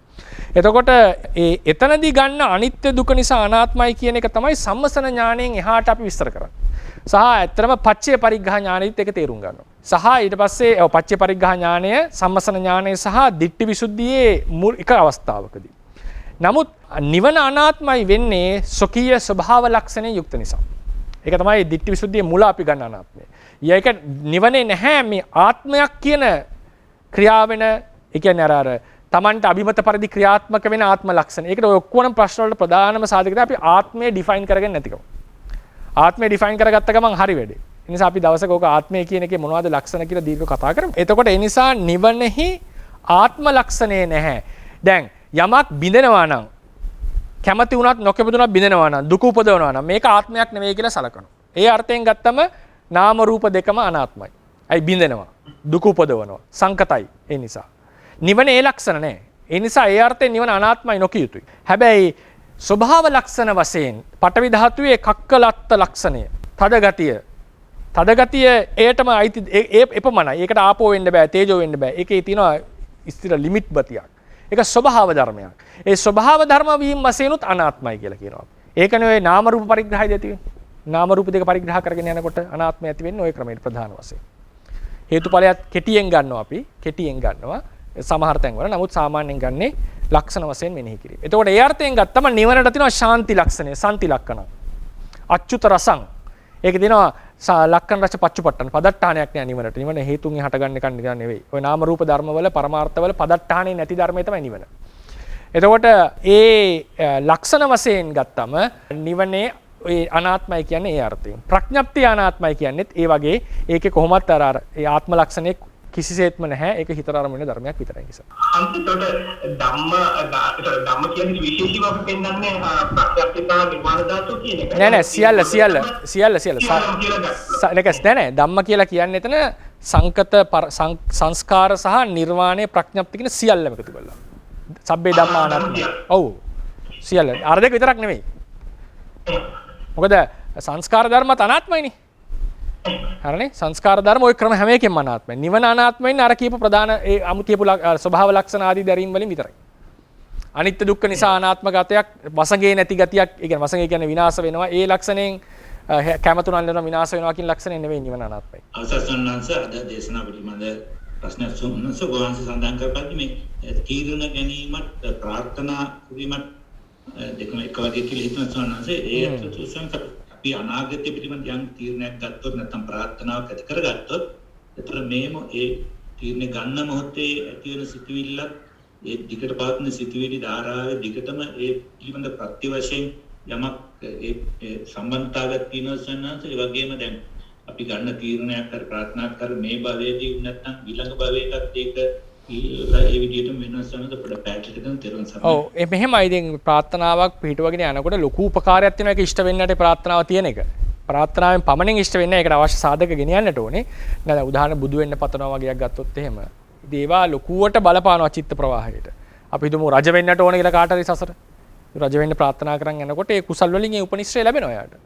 සහ ඒ ඕනකම කියන එක ලොකු දෙයක්. ඊට පස්සේ ඒ භවවලදී ඒකට කැමැත්ත උපදිනවා නිතරම. ඒ නිසා ප්‍රාර්ථනාවක් තියාගෙන යනකොට ඒ ප්‍රාර්ථනාව සහ පවත්වන සිත ගොඩාක් ප්‍රත්‍ය වෙනවා. මෙහෙමයි ප්‍රාර්ථනා පමණින් එක සිද්ධ වෙනව නෙවෙයි. දැන් චක්‍රවර්ති වෙන්න පතපත හිටියට හරියන්නේ නැහැ. ඒකට චක්‍රවර්ති ධර්ම පුරන්නට ඕන. බුදු වෙන්නට හිතුවා කියලා හරියන්නේ නැහැ. ඒකට බුද්ධ කාරක ධර්ම පූර්ණණය කරන්නට ඕනේ. එතකොට ඒ පූර්ණණය කරන කර්ම ශක්තිය අපි ප්‍රාර්ථනාවෙන් ඒ පැත්තට යොමු කරනවා. ප්‍රාර්ථනාවෙන් ඊළඟට ඒකට තදදි මුත්තතාව කියලා. තදදි මුත්තතාව කියන්නේ සිත නැඹුරු කරලා තියෙනවා ඒ පැත්තට. එතකොට ඒ නිසා ඒ ප්‍රාර්ථනාව ඉෂ්ට සිද්ධ කරගන්න. විශේෂයෙන් ප්‍රාර්ථනාවක් සමෘද්ධ කරගන්නට ඕන ප්‍රධානම දේ තමයි 이르දිපාද. එතකොට 이르දි කියලා කියන්නේ ඒ කියන ප්‍රාර්ථනා සමෘද්ධ වීම. ලෞකික ලෝකෝත්තර වෙන්නට පුළුවන්. සාසනික වශයෙන් ගත්තම තියෙනවානේ 이르දි පහක්. අභිඤ්ඤයේසු ධම්මේසු අභිඤ්ඤා සිද්ධි කියලා. පරිඤ්ඤයේසු ධම්මේසු පරිඤ්ඤා සිද්ධි කියලා තියෙනවා 이르දි පහක්. නේද? ලෞකික ලෝකෝත්තර අධිගමයන් සම්බන්ධයෙන්. දැන් ඊට පස්සේ අපි හිතමු රජ වෙන්න ඕන නම් ඒකත් ප්‍රාර්ථනාවක්. ඒකට යන්නේත් ඒකට කියනවා අපි අධිපති ධර්ම කියලා. 이르දිපාද කියන්නේ අර මාර්ගඵල වලට යන එක. ලෞකික ලෝකෝත්තර ඕනම ප්‍රාර්ථනාවක් සඳහා යන එකට කියනවා අධිපති ධර්ම කියලා. අධිපති වල උපකාරය තියෙනට. ඉතින් ඒ නිසා ප්‍රාර්ථනාව පිහිටුවා ගැනීම ඉතාම වැදගත්. ඒ සංකල්පයට යන්නට. ඒ ප්‍රාර්ථනාව අනුව සිත ඒ විදිහට හැඩ ගැහෙනවා. අපේ කර්ම වුණත් ඒ විදිහට අපි කරන්න පෙළඹෙනවා. ඕනකම ඒක ඉතා වැදගත්. ඊට පස්සේ ඇහුවේ ප්‍රශ්නේ මේ මම ඇහුවේ දැන් මේ තීරණ ගැනීමදී වගේ ස්වන්නස එතකොට මේ මොහොතේ ගන්න තීරණකයි ප්‍රාර්ථනාවක් හරි. එතකොට දැන් ඒක ප්‍රත්‍ය වශයෙන් එක ප්‍රත්‍යයන් වශයෙන් එක සම්බන්ධතාවයක් තියෙනවා තියෙනවා. ඒ කියන්නේ සිතුවිද මගේ ප්‍රාර්ථනාවක් තියෙනවා නම් ඒක ඊළඟ නැවත ඒ ප්‍රාර්ථනාවට කැමැති වෙන්නට ඒ සඳහා උපකාර වෙන ලොකු උපකාරයක් තියෙනවා. උපනිශ්‍රය එතන තියෙන උපනිශ්‍රයක් තියෙන. ප්‍රාර්ථනා කරාම ඒ විදිහටම බර වෙලා සිත් උපදිනවා. දැන් උදාහරණයකට මේ ජීවිතේ ප්‍රාර්ථනා කරන් ඉන්නවා රහත් වෙන්නට ඕනේ කියලා බැරි වුණොත් ඊළඟ ජීවිතේත් රහත් වෙන්නට සිතිවිලි එනවා යාට. බුදු වෙන්න ප්‍රාර්ථනා කරන් යනකොට සසරට තේනවා හැංගිය බුදු වෙන්නට ඕනේ කියලා. ඒ වගේ ඒකට බර වෙනවා යාගේ හිත. ඒ පැත්තට ඒක කියනවා අපි නිතර ආසේවනය කරපු නිසා ඒ වගේ සමාන හිත් උපදිනවා යාට. ඒ නිසා ලොකු ප්‍රත්‍යක් තියෙනවා ඒතර. ඒ නිසා මේ සිතෙන් ඇති කරනවා නම් ප්‍රාර්ථනාවක් ඒක චිත්ත පරම්පරාවේ තව සිත්වල එවන්දු ප්‍රාර්ථනාවක් ඇති වෙන්නට ඒට සමාන දේවල් ඇති වෙන්නට ලොකු බලපෑමක් තියෙනවා. ප්‍රත්‍ය වශයෙන්. ඒක ගන්න අපි උපනිශ්‍රේ ප්‍රත්‍ය යටතට. ආසේවන ප්‍රත්‍ය කියලා කියන්නේ එන්න බලවත් කරනවා කියන එක. ඒක ක්‍රම දෙකකට විස්තර කරනවා සෞත්‍රාන්තික සහ අභිධර්ම ක්‍රම වලට. නමුත් අපි උපනිශ්‍රේ කියලා ගත්තොත් ප්‍රාර්ථනාවක් සිද්ධ කරාම ඒට කිට්ටු දේවල් ඒ බඳුම සිතිවිලි නැවත පහළ වීම කියලා එකක් තියෙනවා. ඊට පස්සේ මේ ජීවිතේ ප්‍රාර්ථනාවක් ඉෂ්ට කරගන්න ගිහිල්ලා ඒක ඉෂ්ට සොද්ද නොවුනොත් ඊළඟ ජීවිතෙත් ඒ ප්‍රාර්ථනාවට නැඹුරු වෙනවා. හිත නැඹුරු වෙන ඉඩ වැඩි. දැන් කවුරු හරි රහත් වෙන්න කියලා මේ ජීවිතේම රහත් වෙන්න උත්සාහ කරනවා. ඒක අපතේ යන්නේ නැහැ. ඊළඟ ජීවිතවලත් යාට රහත් වෙන්න ඒක උපනිශ්‍රයක්. එහෙම අපතේ යාමක් කියලා එකක් නැහැ. තියෙනවානේ අර මේ ජීවිතේම රහත් වෙන්න උපනිශ්‍රය කරපු කෙනාට රහත් වෙන්න බැරිනොත් දිව්‍ය ලෝකේ කියලා දෙවියෙක් වෙලා හරි මාර්ගඵල ලබනවා. ඒ නිසා ඒ කුසල් ටික අපතේ යන්නේත් නැහැ. ප්‍රාර්ථනාව අපතේ යනවා කියලා එක්කුත් නැහැ. ඕම් පින්සන්නස් තෙරුවන් සරණයි. තෙරුවන් සරණයි ස්වාමීන් වහන්සේ. ඔව් තෙරුවන් සරණයි. අද දේශනාවේ හැටියට අපිට දැන් පුළුවන්කමක් තියෙනවා නම් මනස්කින් සම්මන්ත්‍රණය කරලා දැන් මොකක් හරි ක්‍රියාවක් කරනකොට මේ වෙනස් කියලා කියන්නේ දැන් චේතනාවට අනුව චිත්ත කිරිය වායෝ ධාතුව ඇති වෙලා ඒ අනුව කාය විඥාප්තිය ඇති වෙලා මේක වෙනවා කියලා අපිට ඒක ගොඩනගා ගන්න පුළුවන් නම් ඒක සෑහෙනවා. මෙහෙමයි ඒකට එන දැන් උදාහරණයකට ගත්තොත් අපි ඕක මානසිකාරයට යනවා නම් ඔය කායික වශයෙන් ක්‍රියාකාරකම සිද්ධ වෙනකොට ඉස්සලම් පළවෙනි දේ තමයි අපි නාම රූප පරිග්‍රහය කරන්නට ඕන. නාම රූප පරිග්‍රහය කරනවා කියලා ඔක්කොම නාම රූප පරිග්‍රහ කරන්න අවශ්‍ය නැහැ. මේ වගේ ක්‍රමයකට යනවා අඩුම තරමේ ඔය ඉරියාපත භාවනාවනේ කියන්නේ. ඉරියාපතේ සහ සම්පජඤ්ඤයත් ඔකට ඇතුළත් කරන්න පුළුවන්. ධාතු මනසිකාර ක්‍රමෙනුත් යන්න පුළුවන්. සාමාන්‍යයෙන් මේක ඉරියාපතේට විස්තර කරලා දෙනවා. තේරවාදයට. පළවෙනි දේ තමයි වායෝ ධාතුව කියන එක තේරුම් ගන්න. වායෝ ධාතුව කියලා කියන්නේ තල්ලු කරන ස්වභාවය. එතකොට මේ අත ඔසවනකොට දැනෙනවනේ තල්ලුවක් අතේ නේද? ඒ තල්ලුව තමයි වායෝ ධාතුව දැනෙන්නේ. ඒක තමයි අභිධර්මයේ විස්තර කරන ක්‍රමය. එතකොට ඊළඟට විශේෂයෙන් කරජ කය කියන එක ගත්තාම කරජ කයේ අපිට ප්‍රබලම දැනෙන්නේ පටවිය. ඇට සැකිල්ලක් කියන්නේ හાર્ඩ්නස්, තද ගතියක් තියෙන දෙයක් නෙමෙයි. ඒ දෙය අංශු වශයෙන් කඩන්නට ඕනෙම නැහැ. සමහර කෙනෙක්ට ඒක කඩන්නට වෙනවා. සමහරුන්ට ඒක නොකඩ යන්න බෑ. සමහර කෙනෙක්ට මේ තද ගතිය කියන එක තේරෙනවා. ඒක තද ගතිය කියන එක අපි ඉස්සෙල්ලා හිතෙන් තේරුම් ගන්න උත්සාහ කරනවා. තද ගතියක් මෙතන තියෙනවා. අපිට එන්නේ කෙලින්ම මනෙහි කරනකොට තද ගතිය නෙමෙයි මේ කය කියලා හැඟීම. ඒකට කාලයක් යනවා මේ තද ගතියයි කයයි කියන සංකල්ප දෙක කඩා ගන්න. ඒකට ඉතින් හිත නැවත තද ගතිය කියන එකටම යොමු කරවලා කාලයක් යනකොට ඒක කැඩිලා එනවා. එතකොට තද ගතිය තමයි මෙතන ප්‍රධාන. ඊට පස්සේ වායෝ ධාතුවෙන් තල්ලු වෙනවා. ඒ තල්ලු වීම සිද්ධ වුණේ මොකද්ද? අත ඔසවන්නට ඕනකමක් ආවා. එතකොට අසවැස්ස වීම ඕනකම ඇති වෙනකොට වායෝ ධාතුවක් ඇති වෙලා මේ තද ගතියෙන් යුක්ත වෙච්ච කරජකය ඉස්සරහට ගියා. මේක තමයි කොම්පොනන්ට් 3. විඤ්ඤාතියේ මේක යොමු කරා කියලා ඕනනම් තවත් ගැඹුරට යන්න පුළුවන්. ඒක නොගියට කමක් නැහැ. මොකද සිතෙන් රූපය ඒ අනුව යමුනා කියන එකෙන් අපේ විඤ්ඤාති අදහසට අපි ඇවිල්ලා තියෙනවා. ඉතින් ඒ නිසා මොකද සාමාන්‍ය විඤ්ඤාතියේ සම්මසනූපගත නැහැනේ. එහෙම ගත්තත් කමක් නැහැ. විඤ්ඤාති ගත්තත් ප්‍රශ්නයක් නැහැ, නොගත්තත් ප්‍රශ්නයක් නැහැ. ඊට පස්සේ දැන් මේක කරනකොට සාමාන්‍යයෙන් මානසිකාරය අපි පවත්වන්නේ අපි ඉස්සලම වාක්‍යයක් හොඳට හිතේ හදාගන්න. මොනවද? අත එසවීමේ චේතනාව අනුව චිත්තකිරියේ වායු ධාතුවක් පහළ වුණා. පහළ විය. ඒ චිත්තකිරියේ වායු ධාතුව නිසා මේ කරජකය ක්‍රියාත්මක වුණා. ඕනනම් අත එසවුණා. පා ඉදිරියට තැබුවා. ඉඳගත්තා, හිටගත්තා ආදී ලෙසට ඒ පදේ අපි යොදා ගන්නවා. හැබැයි එතකොට මේ කරජකය කියන එක අදහස් කරන්නේ Taman නෙවෙයි. මේ පඨවි ධාතුව ප්‍රධාන වෙෂ රූපකය. වායෝ ධාතුව කියන්නේ තල්ලු කරන ස්වභාවය. ඒ ඕනකම තමයි චේතනා ප්‍රධාන චිත්තුප්පහදය. එතන මේ වාක්‍යයේ මේ අංග තුන තියෙනවා. අත එසවීමේ ඕනකම. අපි හිතමුකෝ උදාහරණයකට අපි හිතමු දැන් මේ එළවලු කපනවා කියලා ගෙදර. එළවලු කැපීමේ ඕනකම උඩ නේද? චිත්තකිරියේ වායෝ ධාතුවක් ඇති වෙලා මේ විදිහට කය ක්‍රියාත්මක වුණා. ඕක තමයි වාක්‍යය.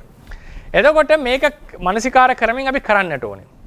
ඒ කරගෙන යනකොට යෝගියාට ඒකයි අර පරිග්‍රහයේ තියෙන වැදගත්කම නාම රූප. මේක මුලින්ම මෙහෙම පටන් ගන්න පුළුවන්. මේ ඉරියාපතේ මෙහෙමයි පටන් ගන්න. සමහර ආචාර්යවරු කියනවා නාම රූප පරිග්‍රහ කරලා මෙතනට එන්නට කියලා.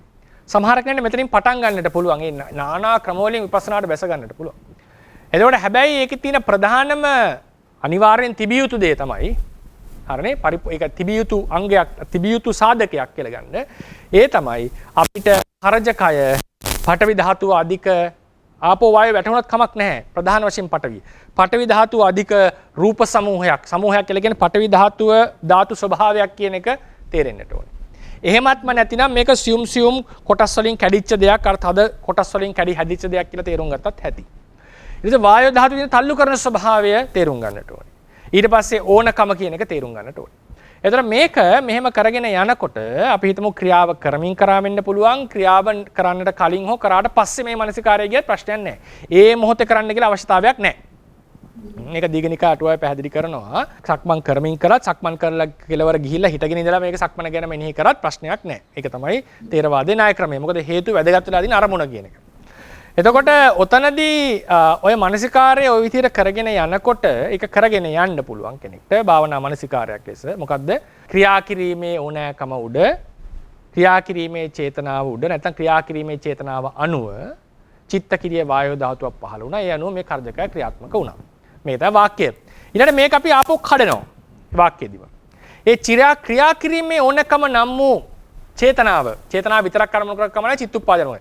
ක්‍රියා කිරීමේ ඕනකම නම් වූ චේතනාව සත්වයක් නොවේ පුද්ගලයෙක් නොවේ ආත්මයක් නොවේ. එතකොට අපි චේතනාවට හොඳ අවධානයක් දෙන්නට ඕනේ. හරිනේ? ඒක අර ගොඩක් වෙලාවට මේක ක්‍රියා කරනවට වඩා මුල් අවස්ථාවේදී හොඳට පරියන්කක ඉඳලා භාවනා කරනවින් කරන එක තමයි වඩා හොඳ. එතකොට චේතනාව ඒ කියන්නේ මේ අත මෙහෙට යොමු කරවන්නට ඕනේ කියන අදහස. ඒ අදහසට අපි අවධානය දෙනවා. ඒක සමාන මුලදී කැපිලා පේන්නේ නැහැ. සමාධිය දියුණු වෙනකොට ප්‍රඥාව දියුණු වෙනකොට ටික ටික ප්‍රකර වෙන්න පටන් ගන්නවා. මේ ඕනෑකමක් මෙතන ඇති වුණා. මේ අත ඉදිරියට ගෙන යන්නට.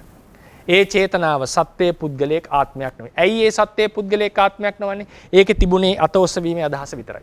අත එසවීමේ අදහසට මම කියනවා නම් හැමතිස්සෙම අත ඔසවසෝ ඉන්න බෑ මම. එහෙම එකක් නෙවෙයි. මම කියලා අපි හිතන්නේ මේ මුළු සිද්ධියට මේක බොරු ඒක මුලාවක් ධර්මයේ හැටියට. ඒතර අත එසවීමේ චේතනාවට මම කියන්නට සුදුසු නැහැ. අතේසවී චේතනාව සත්වයක් නෙවෙයි පුද්ගලයෙක් නෙවෙයි ආත්මයක් නෙවෙයි මම නෙවෙයි කියලා අපි වෙනි කරනවා. ඊට පස්සේ මේ හටගත්ත වායෝ ධාතුව වෙනම අවධානය දෙනවා අපි. ඒකට කියන්නේ ධාතු විනිර්භෝගය කියලා.